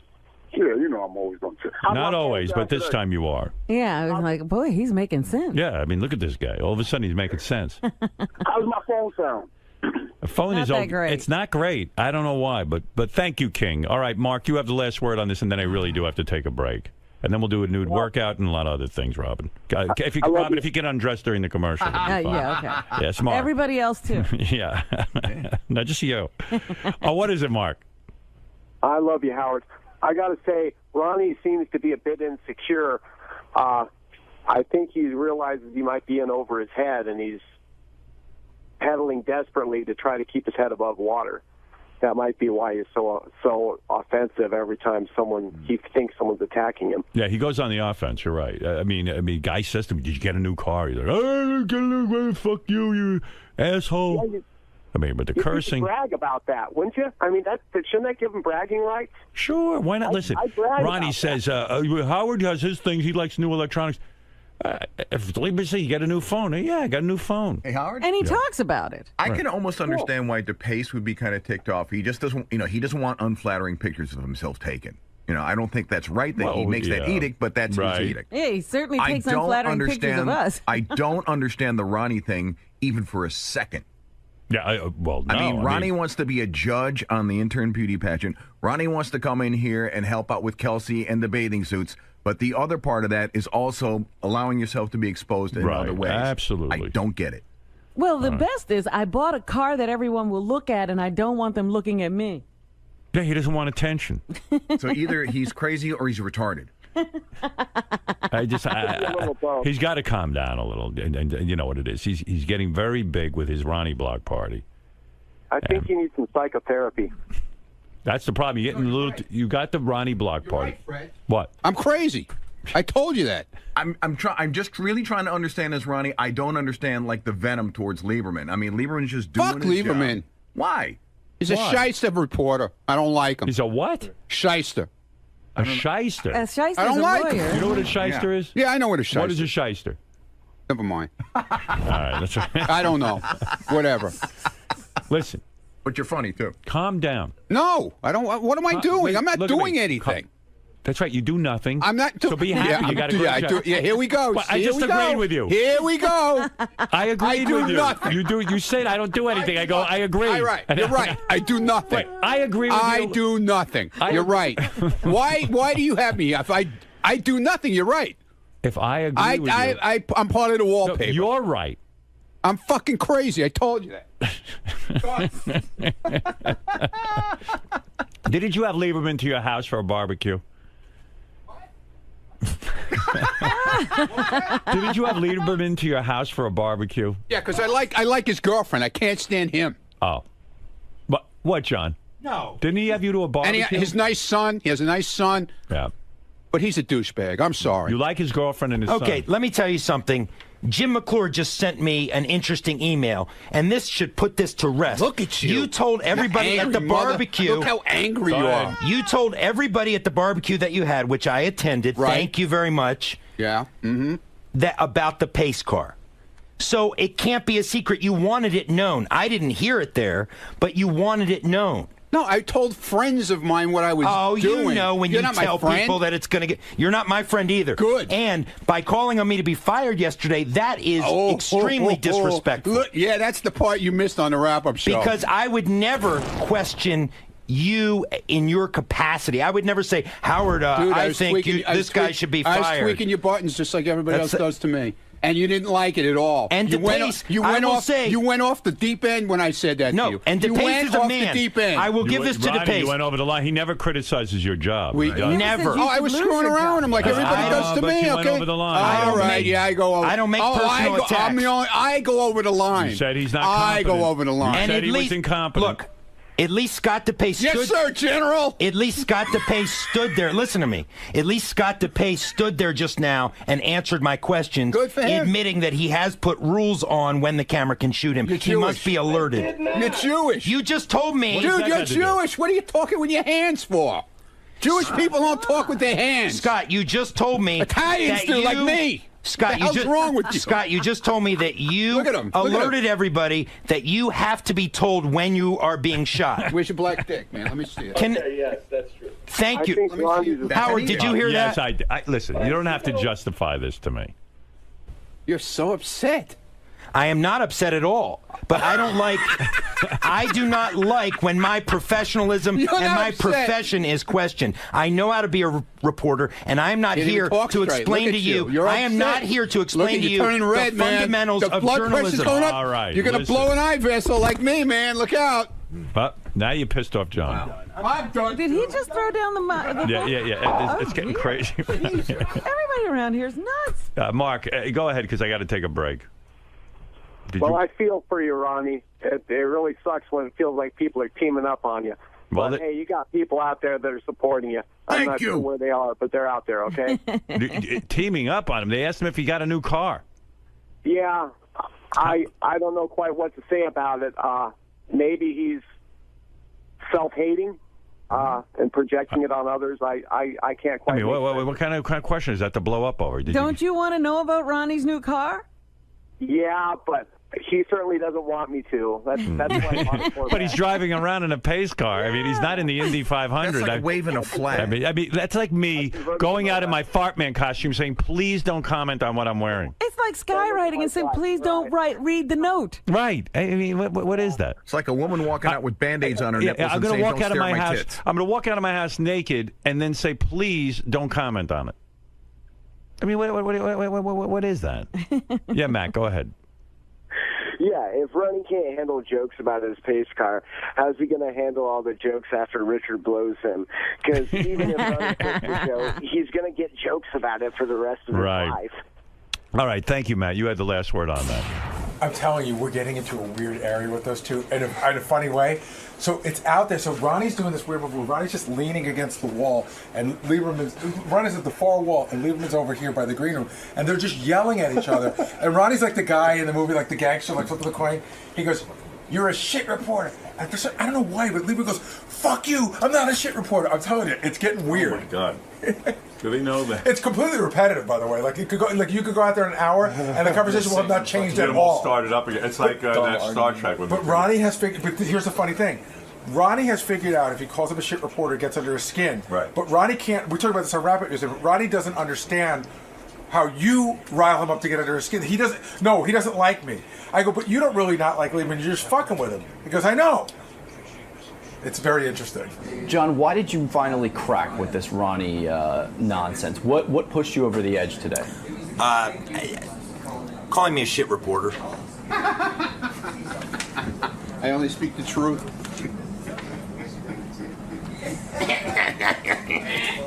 But you're typically able to separate the two. You're typically... I am, but you know what, Greg? I am able to separate the two, but I don't like to be called a shit reporter in front of millions of listeners and viewers of Howard TV. I mean, nobody likes their professionalism questioned, and that was the point. I've never once questioned Ronnie's professionalism. I've never once said Ronnie's a bad security guard, or Ronnie isn't good at his job, or Ronnie isn't good in this way. I was simply reporting a story, which, Greg, I want to point out, turned out to be true. The story I reported was true. He has a pace car. That is the bottom line here. And Ronnie trying to tell me how to be a reporter is completely and utterly ridiculous. And then suggesting that I should be fired goes too far. It just goes too far. What do you think this speaks to? I mean, why would Ronnie take these roads? Why would he go down these avenues? Because... Fuck. Because when you have no defense and you're backed into a corner, you scratch and claw your way out. And that's I'm always watching you. Exactly. But this Ronnie thing is not going to end, because the reality is, when you break it down, he knows how to push my buttons and I know how to push his. This may go on forever. Just remember, I'm here behind you, man. I'm always around. Watch those cupcakes. He's put on a few pounds with the cupcakes. He's worried about me watching cupcakes. You should be watching the TV screen, man. Is it safe to say that the honeymoon is over? That your little golden era that you enjoyed my the first 1 year. year? You know, this week marks my 1 year. I think the honeymoon, or maybe it was, it marks my 1 year. So my honeymoon's over. But, you know, at the end of the day, we'll just have to see what happens moving forward. Keep up the good work, John. It's a sign of your solid reporting that you've started to crack some of the team members around here. Thank you, Greg. You're next. Sucks.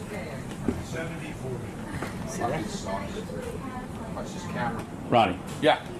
You get a special kind of kick out of when you get a rise out of John Lieberman or any of the news reporters. You know, everybody's got their guy they pounds on around here. I'm one of the guys that gets pounded on by everybody. So you know what? I like giving it back now. I like it, man. I'm pounding. No more punching bag. I'm pounding, man. You're doing the punching. I found my punching bag.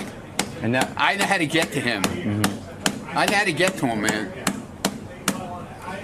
Could you close that door, please? Why did this story in particular get to you? I mean, there have been far worse things reported about you than having a pace car. I just want to be left alone. Leave me alone when it comes to that. But don't you think... want people following you around the fucking street? Well, of course not. But don't you think... I mean, I don't mind. I like people. I like doing the comedy shows. I like going out there and seeing everybody. But I don't need them following me around in my car. Do you get my point on that? Do you not like John... Do you get my point on that? I thought that was a rhetorical question. Do you get my point? Yes. That's all I'm asking. Yes. Do you get my point? Yes. When I... Never mind. You're like the rest of them. But why did this story in particular really set you up? There have been far worse things. I just told you. What don't you understand about that? I guess I didn't get your point. What don't you understand about that? Yeah, I guess I didn't get it. I guess not. Have a lovely day, please. All right, Robin, let's hear from John Hine. John Hine, what's on the wrap-up show right now? Scott DePace denies that he must be notified when he's being shot on camera. Yeah. Oh, everyone's got rules all of a sudden, but we're going to clear all that up. Edict in these parts. Deny that. Just keep the... I am the boss around here. Keep a camera on him. That's it. No more rules with it. Everyone has special rules. Tim all of a sudden goes, don't tweet this, don't put this on. This one, Doug Goodstein has the rules. Everyone's got rules around here. This is how we make a living. If you don't like it, you should work somewhere else. So can we put a camera on you when you don't realize it's there? There's a camera on me all the time. No, but when you don't. When I'm doing the show, during the show hours, there's a camera on me all the time. That's it. Wait, what do you? I never once said it can't be. I just want to know when it is. It's on you now. It's on you all the time. Now you know. So how can you not know? It's on you all the time. So, all right, and now you know. That goes for everyone, right? I could just walk up behind him with a camera. Anyone here? Sure. At any time I want. That's what we do all day. What do you think we're doing? What do you think's in the halls with Howard TV? You work for Howard TV. There's a light on and you know that it's there. This is totally hidden. What? Hidden? Get out of here. Scott, when there's a what camera, show do you work the for? studio is not lit, so whenever there's a camera on, it should be a light on. No, that's where you're wrong, Gary, because I can't... You don't see it as a camera? I can't see the monitor. All right, listen to me, Scott. I'm going to explain it again. It's so simple. There's a camera on you all the time. Now you know. I installed my own camera for that. I don't want a camera sneaking up behind me. Hold on. We work on the Howard Stern show. We have cameras on. You work for Howard TV. He's a director, not a... The direct. You ever watch the Academy Awards? They got a fucking camera on them. I'm the producer, and Lieberman's... I'm the producer. Lieberman's the news guy. Lisa's a news person. Fred does everything, and we all participate in the show. And Scott, if you do that, that means everyone else does that, and then we don't have a show. And Howard TV doesn't have a channel, and you got to go find a new job. Why are you Can I different? put the camera on Gary full time then? I want the camera on full But time. we're not saying put it on you full time. We're saying when something interesting is happening, like in the hallway when two people fight, there's no light. You know what? He clearly doesn't understand how he's paid. No, both of you guys don't understand. I fully You're too. understand. I've never once said no. Scott, the camera is on you during the show. That's it. Here's what it really is about. At any time. I want to see. How do I know if Gary's doing It's something on interesting? all the time. Can Gary's be on all the time? Why is it about me? It's about you. We have a camera in the hallway. They run around with it all the Gary. Here's what this is about, Howard. I'm going to tell you right now. This is what it's about, which is the stupidest thing. Sometimes when it gets late in the show, Scott slouches in his chair. Right. You're like way down low, like almost like he looks like he's falling asleep. And he does not want to be shot like that. And he's told people, don't shoot me like that. Shoot him slouching in his chair. I want to know when he's slouching in his chair. That is not what And the camera is now on, and it will be turned off. Again, you have it wrong. The camera is now on. In fact, if you look behind you, there's a cameraman. Take a look behind you. There he is. There's a cameraman. His name is Jason. Oh, it's a big fat guy. Yeah. Give me your best. The camera's now on, and it's going to be turned off in 2015 when there's no Howard TV and there's no more Howard Stern show, and then everyone will go get a new job where there's no camera. Okay, I swear to God. Don't slouch in your chair. I'm sneaking up behind everyone with the camera. I'm going to find stuff. Good. I'm going to see Go ahead. doing stuff. I'm Good. gonna see I can't wait to Jason see it. Will, Howard just wait. TV fans will love it. Yeah, you're going to get a lot of tape. Thank you. Gee whiz, he doesn't know the camera's on? Scott, real quick. What's Howard not understanding about your... Oh my God, fucking everything. Everything he gets wrong. It's unbelievable at this point. He doesn't understand that, you know, this is a 5-hour show. And to have a camera sneak up behind you, I'm not into. And you know what I'll do? To punish him, I'm going to clam up. And they're going to get nothing out of me. How about that? Well, explain what you're doing. I mean, right here, you're having to pay attention to monitors. You're not able to know what you're trying to say is you're not able Thank you, because you're helping me out. You don't have the visual cue of a light coming up behind you because that light would impede you from doing your job. Right. Just like if my light or Rob's light impeded one of them from doing their job, they require us to turn it off. Yeah. Like if I did this to you, you couldn't shoot me. Could potentially ruin my lens. So, yeah, it's a sneaky thing. It's basically having a hidden camera on me all the time. So I don't understand why it's different with Gary. Why can't he have a camera on him all the time? And let me see if something is interesting or not. So, what do you believe? I don't get it.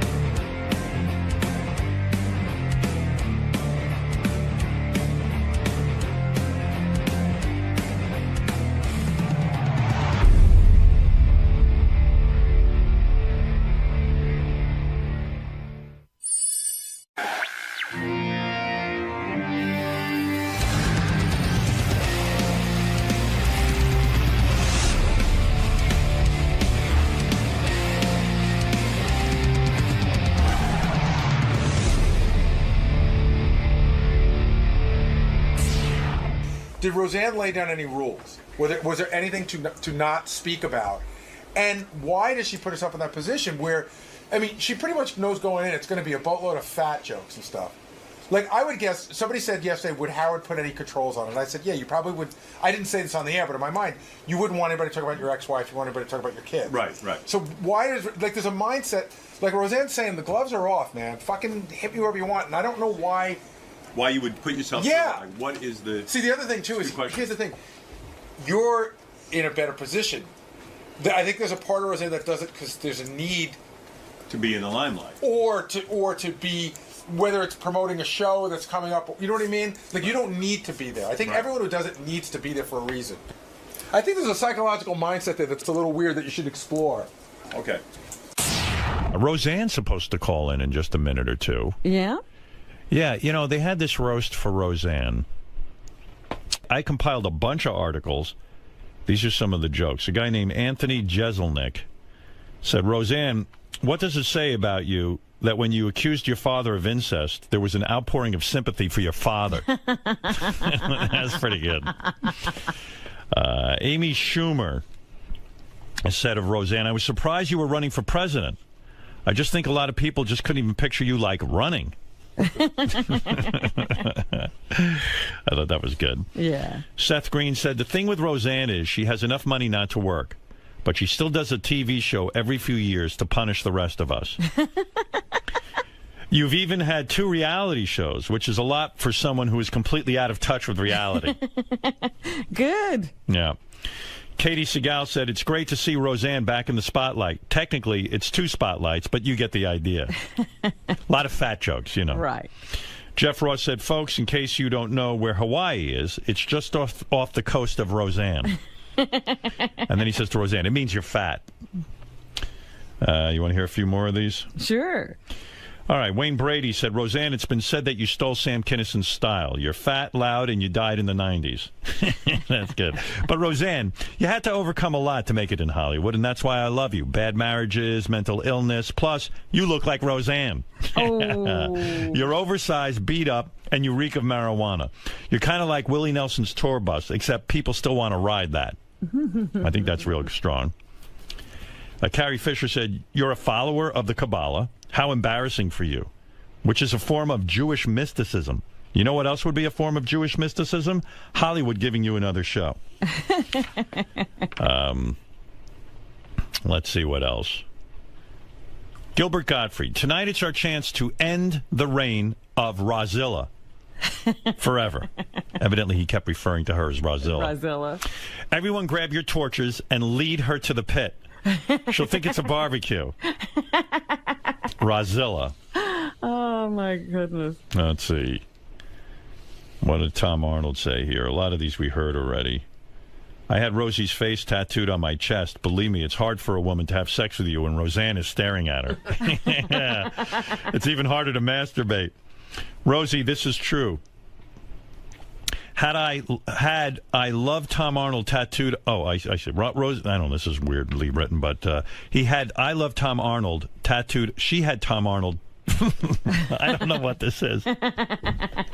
Rosie had I love Tom Arnold tattooed on her hip, which made me the 4th largest property owner in California. Oh. I knew there was a good joke in there somewhere. Rosie, there's no reason to be jealous of my wife, Ashley. She's tall and thin and wasn't even born when we were married. Plus, I've learned from your biggest mistake. I made her sign a prenup. I thought that was pretty good. To Roseanne's boyfriend, I want to say to you, man, no matter what, you've got to stick with this woman. She may not be the perfect wife, but trust me, she's the worst ex-wife on the planet. Literally. You do not want to be the guy on the couch with your date and hear how small your penis is on Saturday Night Live. And then The View, and then CNN, and then Al Jazeera. She holds a grudge.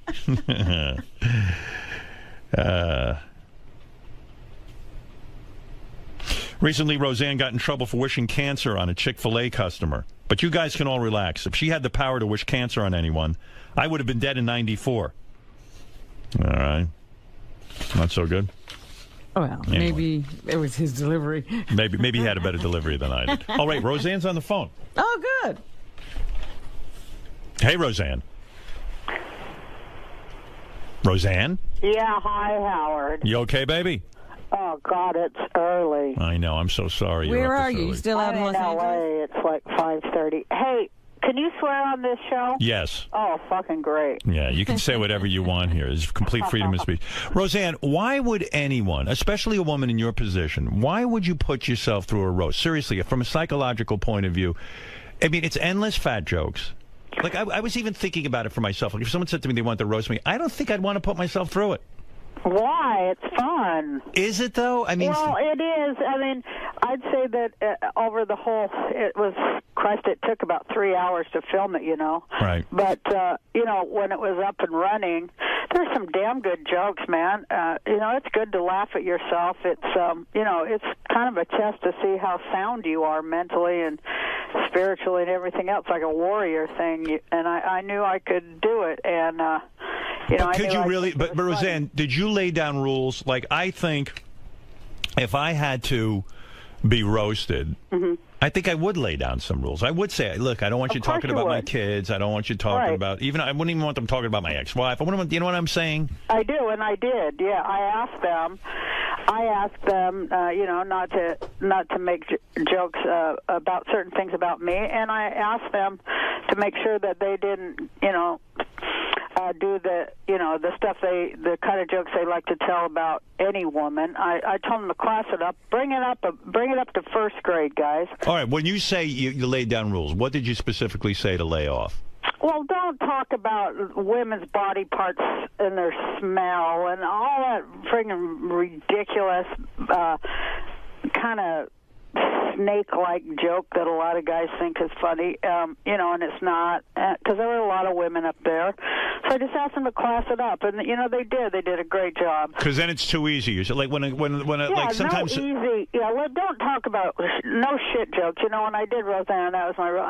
You're not getting one shit joke in there. Or like your pussy smells, or this kind of thing, like where they just take a woman's private parts and just rip them apart, so to speak. Yeah, because there's other things you can make fun of a person for besides their asshole. Right, and when a guy said, when someone gets up there and says, "Oh, Roseanne was molested as a child," which is something that caused you a lot of pain. Roseanne was molested as a child, and I feel so bad for her father. That kind of thing. That didn't sting a little bit. Actually, I told him don't do, if you're going to do any jokes like that, don't have it be like like Sandusky would laugh. Right.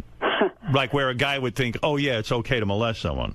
Yeah, but the one that, they did, I guess they're going to take it out. They've been real nice to me, and, of course I wouldn't have done it if they hadn't listened, but, right.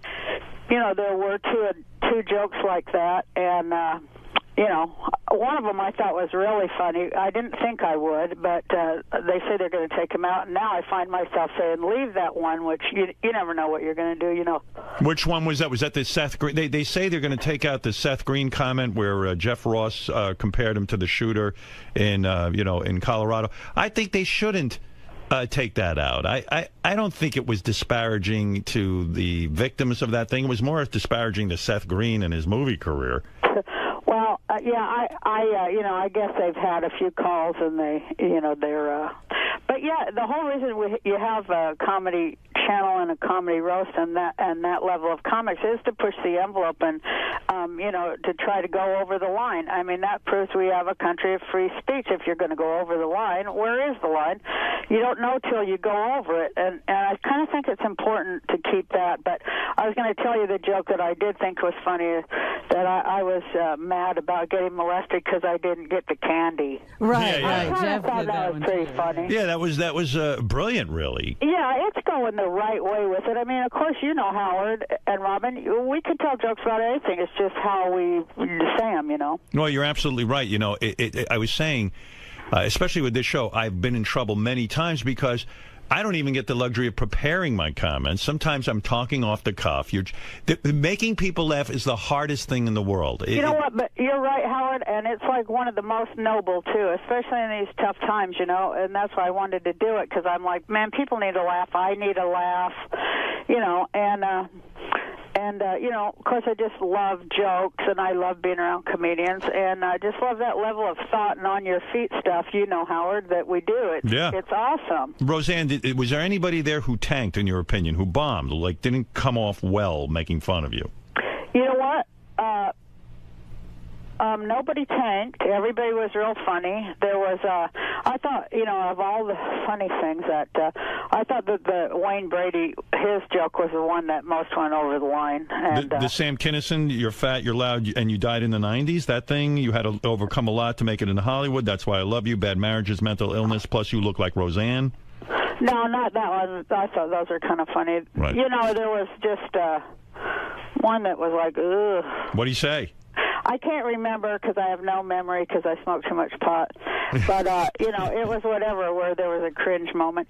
But, I just put my hands over my eyes on the cringe moments. And I only did that 3 times. And one was, of course, on the Colorado shooting one because, Yeah, that's a tough one. Although I think it should be there, and people, they did get mad and like groan and stuff like that. But you got to respect a brave comic that'll go out there. Look what happened to Gilbert. Right. We can't keep letting them take us down like that. We have freedom of speech here. Right. You're referring to Gilbert tweeted a tsunami joke after the Japanese tsunami. And he lost his job. He lost his gig and stuff. Yeah, it's a weird thing because people don't realize how hard it is to know that line. And I told this story yesterday to Jeff Ross. I said I was on Letterman right after the OJ thing went on, and before any comedian made a joke, I went on there and made an OJ reference, a joke, and Letterman really kind of blasted me for it. And then 3 days later, he was making OJ jokes. It was suddenly okay. And that always struck me as like, well, someone's got to test the waters, right? Yeah, and also I think psychically, the one that tells the first joke is the one that kind of bursts the toxic bubble that we're, once we laugh at it, right. We kind of heal it a little bit, I think, Yeah, it's a tough line. Did you recently apologize for some of your tweets? You know what? I apologize that I used the wrong word to convey a thought. It's really hard on there because you only get 140 characters, and right. I used the wrong word. I realized after. I couldn't understand why people were so angry, so I reread it about 50 times, and I was like, well, what? And then it hit me that I had used the word deserves, and it's not at all what I meant. You're talking about Chick-fil-A, right? Yeah, I said anyone who eats hormone-infused, antibiotic-filled, factory farm chicken, deserves the cancer they're going to get. And, that was after like 50 or 100 million tweets going, you're un-American. I just got too pissed, and I spit out deserves, where I shouldn't have used the word deserves. What I was trying to say is, hey, if you eat shit, you're going to get sick. Right, and to me, now I will probably end up following you on Twitter because that sounds like you're saying something interesting, but as soon as you say something interesting along those lines, you get crap, and then it kind of beats the crap out of you to the point that you don't Twitter, and then you don't say anything interesting, right? Yeah, I take a break once the idiot factor, reaches tipping point. I just walk away for a while. And with the Chick-fil-A thing, I can't believe how many people don't understand. This isn't a freedom of. No one's saying the guy from Chick-fil-A can't say what he wants to say. Well, he's trying to spin the shit, and say now that it's freedom of speech. It is certainly not about that. That's right. People in America, they can't friggin' name the shit. They can't be accurate and name the shit anymore. And then people make sure that they can't. Yeah, it's subterfuge. The guy from Chick-fil-A, what I'm saying is because I believe people have a right to get married and gay people have to have a freedom should feel as good about themselves as anybody else. They're saying, hey, listen, why should we support Chick-fil-A if they're going to be like this? Right. I mean, the dopey guy should just keep his mouth shut and serve the stupid chicken. I mean, any good businessman knows that. Don't give your political views. Yeah, especially when they're that extreme, and they include like deporting gays. I mean, it's not just about gay marriage. He says it is, but that guy, Mr. Cathy, he gave $5 million last year to these real extreme anti-gay things that say that that gays should be deported, among other things, and that pretty much hate speech, setting them up to get attacked on the street. Where does he suggest we deport them to? The moon? I mean, what? He doesn't have any gay where's people. The gay state? Here's what's the problem with a guy like that. He doesn't know any gay people. He doesn't have any gay relatives. He might even have a gay child. Well, his name's Mr. Cathy. That's what cracks me up. Yeah, Cathy. Well, maybe that's it. He's a little sensitive. Maybe he's trying to show how manly he is or something. I don't know. Now, are you still running for president? Yeah, I'm still doing it, Howard. And are you actually, like, in other words, when I go to vote, will I see the name Roseanne there? Well, that's what it's really all about. The reason I'm doing it, Howard, is because it's about ballot access. Now, the party that I was elected, we're on the ballot in 14 states. The point is that a party, other than this two-headed monster, this two-headed Republican monster, there should be a third party that people have a real choice, not two sides of the same coin. Like, okay, both Romney and Obama work for Wall Street. People should have a choice of a candidate who does not. And so, that isn't even on the ballot in anything but 14 states. What is the party? That's what I'm trying to increase. What is the party you're with? Peace and freedom. And in other words, your point is if I can get this peace and freedom third party on more, you get a certain amount of votes, and then automatically it gets added to the voting booth. Right. Well, my point is that people should have a socialist choice in at least a conversation. It should at least be included in the conversation, since it is the thing that saved this country after the last time Wall Street fucked us. If you so when you go into the voting booth, are you going to vote for yourself, or will you vote for Obama or Romney? Well, everybody has to ask themselves big moral questions, and of course, I plan to vote for myself because I do think that I'm the only candidate who isn't bought and sold and full of shit. And but it depends. Of course. Even though I think they're basically the same, I think Obama's better than Romney. I think that he's 2% better. Mm-hmm. What if you actually? What if something bizarre happened and you actually become president? Then this country would be on its way to prosperity and peace and freedom. If I was president, believe me, there's no way that I know exactly how to fix every problem, and I know exactly how to do it, and I do it immediately, like they did it in Iceland. Read about Iceland, Howard. They kicked out the Fed, the Federal Reserve, and their economy is booming after 3 months because there's nobody there just stealing their damn money. Well, I read that part of your platform is if you really do become president, you're going to drone attack Tom Arnold's house. What did you ask Willie Nelson to be your vice president? I did, and he accepted. He did, because the report I got was that he turned you down. No. First he turned me down, and then he accepted. And I was so happy when he accepted my campaign and everything, and then like 1 hour later he withdrew. So you still don't have a running I mate? want some of the shit he's smoking. Yeah. Do you smoke a lot of weed? Because there were a lot of references that you smoke weed. You know what, Howard? I have glaucoma, and I have medical marijuana. In California, it's legal. Do you really have glaucoma, or is that just sort of something you got your doctor to go along with?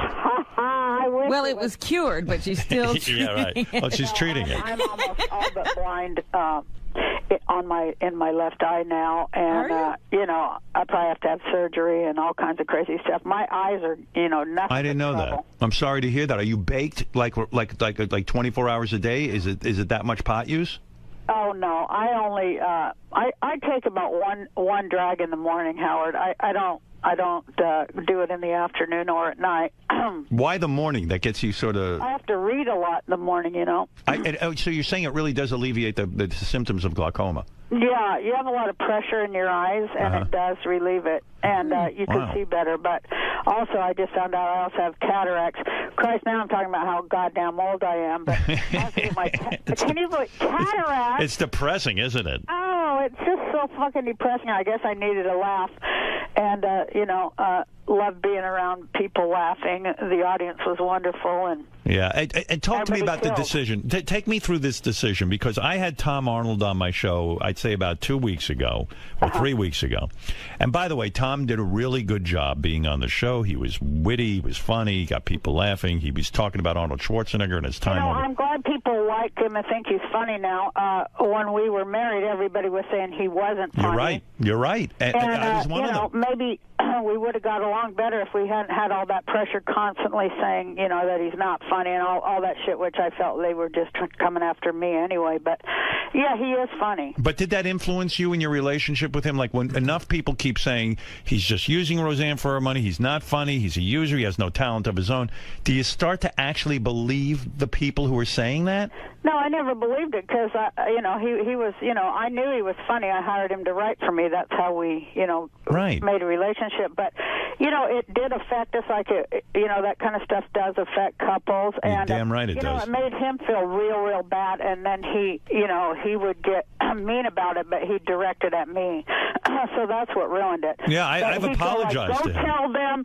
He'd go, you call them and tell them I am funny, and he'd be screaming until I did pick up the phone and go, hey, I want you to, and then he'd write down what I was supposed to say, or else, he'd just be screaming. So I go, I want you to know, and, part of me, of course, I wanted to defend him, but, it was just like, that was what my marriage was like, walking on eggshells. Anytime anybody said anything, I knew that, it was going to be emotional price to pay.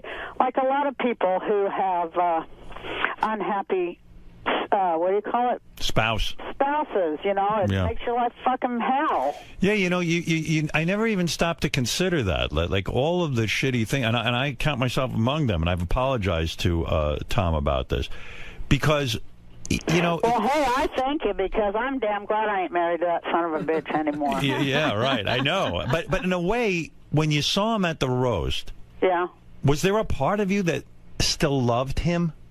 I thought his head was fucking huge. I couldn't believe how big his head got. Well, it seems like he's done some plastic surgery, right? I have no idea. We haven't even talked in 19 years. I'll tell you, when he was coming on, first we heard that he did not want to do it, right? Yeah, well, I'm telling you, he was on my show, and I forget if we talked about it off the air or on the air. No, it was on the air. He was on the. He said something to me. If Roseanne asked me to do it, would you think I should do it? Was that it, Robin? How did it go down? It somehow came up like that, and he was saying, "Well, I don't think she wants to see me. I would do it, but I don't think she is open to it." Yeah, he asked my opinion. Yeah, go ahead, Gary. I remember because TMZ had reported that they had asked him, and I remember him saying that he wasn't sure that he wanted to do it. He thought that it was bad for his mental health, that he was like in a good place, and he wasn't sure he wanted to stir all that up again. Yeah, that's what it was. I think he was really nervous and sort of scared to sort of see you, and I don't blame him. But then he started calling. Then he gave a call over to Comedy Central, and he told them, he would be happy. He would be very happy to do it if asked. Yeah, well, I kind of said to him, I said, Tom, it will be the greatest showbiz moment to see you and Roseanne. I said, if you can get through it, and if you can, go there with a good spirit, it will be phenomenal. Well, at first he said he would, like Willie Nelson. Then the next day he said he wouldn't. Then the next day his publicist said they wouldn't let him. I called him, and I left a message on his phone, and I said, hey, you have my personal guarantee that it's not going to get ugly. None of this roast is going to be ugly and filthy. Right. At least, I have control over that, and they're very gracious. And I give you my word that nothing, to harm you or make you feel horrible or ruin your career or your life or anything like that's going to happen. And it's just a good opportunity for both of us to show the world that we've moved on, and this is a brand new day. And but have you moved my on? heart's in the right place, and I hope you'll show up and tell some jokes. Will be great. Oh. So then the next thing, people came in my, but I want to say, I thought it was a good enough roast without him, but I thought, well, everybody kept asking me, so why not give the fans what they want, right? Well, your first reaction was, hey, I don't want him. He was the one guy you made a stipulation. I don't want him on the roast, right? That was your initial reaction. No, I always thought, that I would ask him. Oh, you Because, did? Everybody wants to see that. So, I mean, my first thing is, I want to entertain the audience. So you got to do what you got to do, right? What do you think that is about performers? That you'll actually put your own mental health at risk just to please the I wasn't audience? putting my mental health at risk at all. Well, seeing him again might set you off in the sense that, like, you go, oh, what the fuck? I'm done with this guy. I don't want to be a part of this guy anymore. But you know what? Fuck it. It's going to be great television. I'll put myself through it. Well, I knew that. It wasn't going to, like. And I know I don't have any emotional investment in it whatsoever. So I knew it wasn't going to upset me unless, he took off after me. But I knew he was smarter than that because, I figured the first time when he said no, it's because he can't take the retort. And, it's a harsh retort. Right. But, he took it, so I thought that was brave. But afterwards, I thanked him and I said, well, onward and upward. Good luck to you in your life. And, it's a good thing. Also, all the shit going on in our country, all this hate, I sort of thought, hey, if I can have this moment and show it, maybe I'll influence other people. Get past old shit. Even politically, countries, maybe there can, I say in my act, or when I followed him, I said, I realized that if I could bury my boiling, ceaseless hatred for Tom Arnold, there could maybe be peace in the Middle East. Yeah, no, I remember. I mean, it was such a vicious hatred in the sense that you even said, hey, he took millions of dollars of mine that I had in a box or something. I don't remember the exact story you told me. But, you felt he had stolen from you. And so I guess my question was, gee, when you really go through something like that and you still kind of harbor those feelings and you finally just kind of wipe this guy out of your mind, you don't have to see him anymore, this, that, and the other thing, you kind of put that all aside to please the audience, and that's what's crazy about performers, myself included. There's sometimes I'll do stuff I don't even want to do, but I know it'll be great television or radio. Yeah, you're right there. And comics and stuff, we'll do anything for a laugh. I mean, of course, we've all embarrassed ourselves at some point, but that's just part of it. We're open people and honest. But Tom's very well off now. Do you think he should pay you back? Yeah, I do. Yep. Yeah, I know you do. I sure do. Wouldn't you? Yeah, that's my kid's money. He definitely should pay me back. Yeah. Yeah, and like so, but somehow you put that aside, and even after the roast, it would have been awkward if you didn't go up to him and say anything. So you walked over to him. He didn't walk over to you. No, he went backstage, and I came backstage, and I just, I said, I really, think you were brave, and you really did great. Your jokes were good. Did he go to hug you? Funny. Did he hug you? Well, that. Of course he did that, but that was on the stage. I see. But when you were backstage, did he shake your hand or hug you? No, but I patted him on the lapel there, and I said, onward and upward, Tom. Let's roll. Let's go. There was a report that backstage he tried to steal your purse. Is that true? No, I didn't have a purse. You did not have a purse. No. You do not have to bring it. After he was done and he came off the stage, I was like, oh, no, that was an awkward moment. And I just kind of held my hand up so he could kiss my my hand like the Pope or something. Right. But he went for the full hug, and I was like, oh, God. That one I was a little scared of, but, it was okay. There wasn't no dagger in his hand for my back or anything. So when we watch the Roast of Roseanne Sunday night at 10 o'clock on Comedy Central, we're going to see Tom hugging you.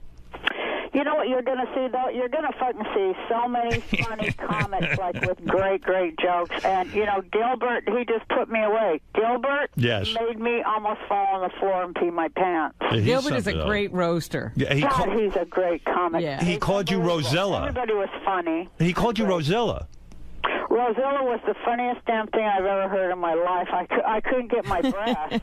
Did you wait? You know who was really funny was that new girl, Amy Schumer. Amy is really funny. She's terrific. In fact, she said of you, I was surprised you were running for president. I just thought a lot of people couldn't picture you like running. There was a lot of those kind of jokes. But, those are funny. I didn't at any time feel that, it had gone below into the toilet level like I've seen it do before, Is it true that Sharon Stone was booked for the roast and then canceled? Well, you know what? She's doing a movie, and they moved their movie schedule, so it wasn't, she couldn't get out of the movie, so, she apologized and all that stuff. You believe she's actually doing a movie? Well, that's what we were told. I see. So there was But that's what I was telling you, Howard. There are a lot, and it's often very. She's loonier and shit. I would have had a great retort for her. Yeah. But Carrie Fisher was on there, and boy, was she funny. Yeah, everyone seemed to do a good job. Everyone, from what I'm hearing about it and reading about it, it seems like it's going to be a good night. But oftentimes, a lot of attractive women will back out. Yeah. Well, why do attractive women back out? Because they think they're afraid. They can't take it. They can't take it. Yeah, taking the retort is like the hardest thing on earth. You're absolutely right, because Sharon Stone, who is known for her great beauty, people are going to take shots at her saying your beauty is faded, and they really don't have a sense of humor about it. Well, Sharon can deliver a punchline, believe it or not, and I think she was very excited to be there. She was, but they just moved the schedule and she couldn't. So is she a good friend of yours?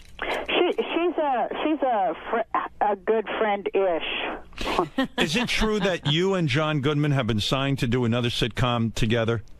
Well, no.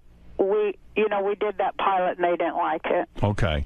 But, I suppose we could do that again anytime we wanted to, but, you have to question all that stuff.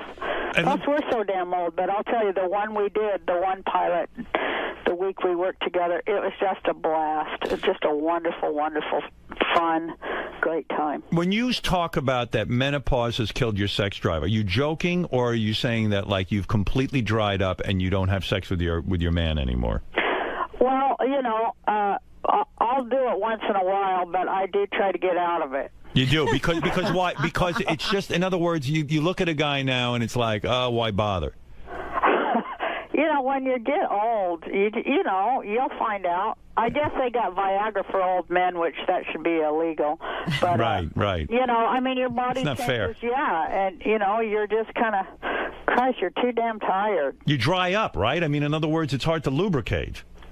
Jesus, Howard. Come on, Roseanne. Let people know. Well, yes, that is part of it, but that's just a symptom of it. The real problem is that, it's just, your get up and go just gets up and goes. Well, maybe you should just save yourself for sex. Stop doing all that other stuff. Yeah, that's it. I know that's kind of what my boyfriend suggests. Does your boyfriend say to you, look, Roseanne, I have needs, and, try to do something. Do something for me. I mean, to just sort of dry up on him and not go anywhere with it. I mean, that is unfair to him, isn't it? Well, I try to be a good girlfriend. Right. Christ, it's hard, I don't know. I'd rather have pie and just like sleep and try to fix the goddamn world. If Willie Nelson isn't your running mate, who is? My running mate is Cindy Sheehan. And what is she, an actress? Cindy Sheehan, hon. Remember the woman who she lost her son Casey in Iraq, and she occupied George Bush down there in Crawford, Texas. The Iraq War protester. Yes. Yeah, so she's your running mate. All right. Yeah. All right, so listen, I've got the whole story now. Let's review. Okay. We first want to say she showed America that she can get past things and reunited with Tom Arnold for television's sake. She did it. She sat like Jesus. She sacrificed herself for you, so you should want. Actually, he had some great jokes, and he was real funny. Yeah, well, that's. Did it bother you when he started to have real success? When he was in True Lies with Arnold Schwarzenegger, he was having a major career. Did it irk you in some way? Like, did you become? I don't want to say jealous, but just like, I don't want to see him do well. Not at all. No, I'm the one who took all the shots so that he did get famous. And, he just kind of turned into a monster at that point. He did? So, but I didn't begrudge the work I personally had done to get him. How did he turn into a monster at that point? Huh? How did he turn into a monster at that point? Was he difficult to work with? Oh, I don't know what he was like to work with, but he was impossible to be married to or live with. Wow. And who has more money now? I would still think you have more money than Tom, but I don't know. I have no idea. I don't know. I don't know how much. He's done 50 movies. I don't know. Do you think he might have more money than you? Probably. That's the way shit goes, isn't it? Well, you have to think, though, he had a couple of other marriages where he didn't sign prenups, remember? Oh, Is that right? Yeah. He might be cleaned out, too. Well, I do wish him well. You know, he told my boyfriend on the show, he said, whatever you do, stay with her. She's a horrible wife, but she makes an even worse ex-wife. Right. Do you really wish him well? Seriously, if I gave you the power now to wish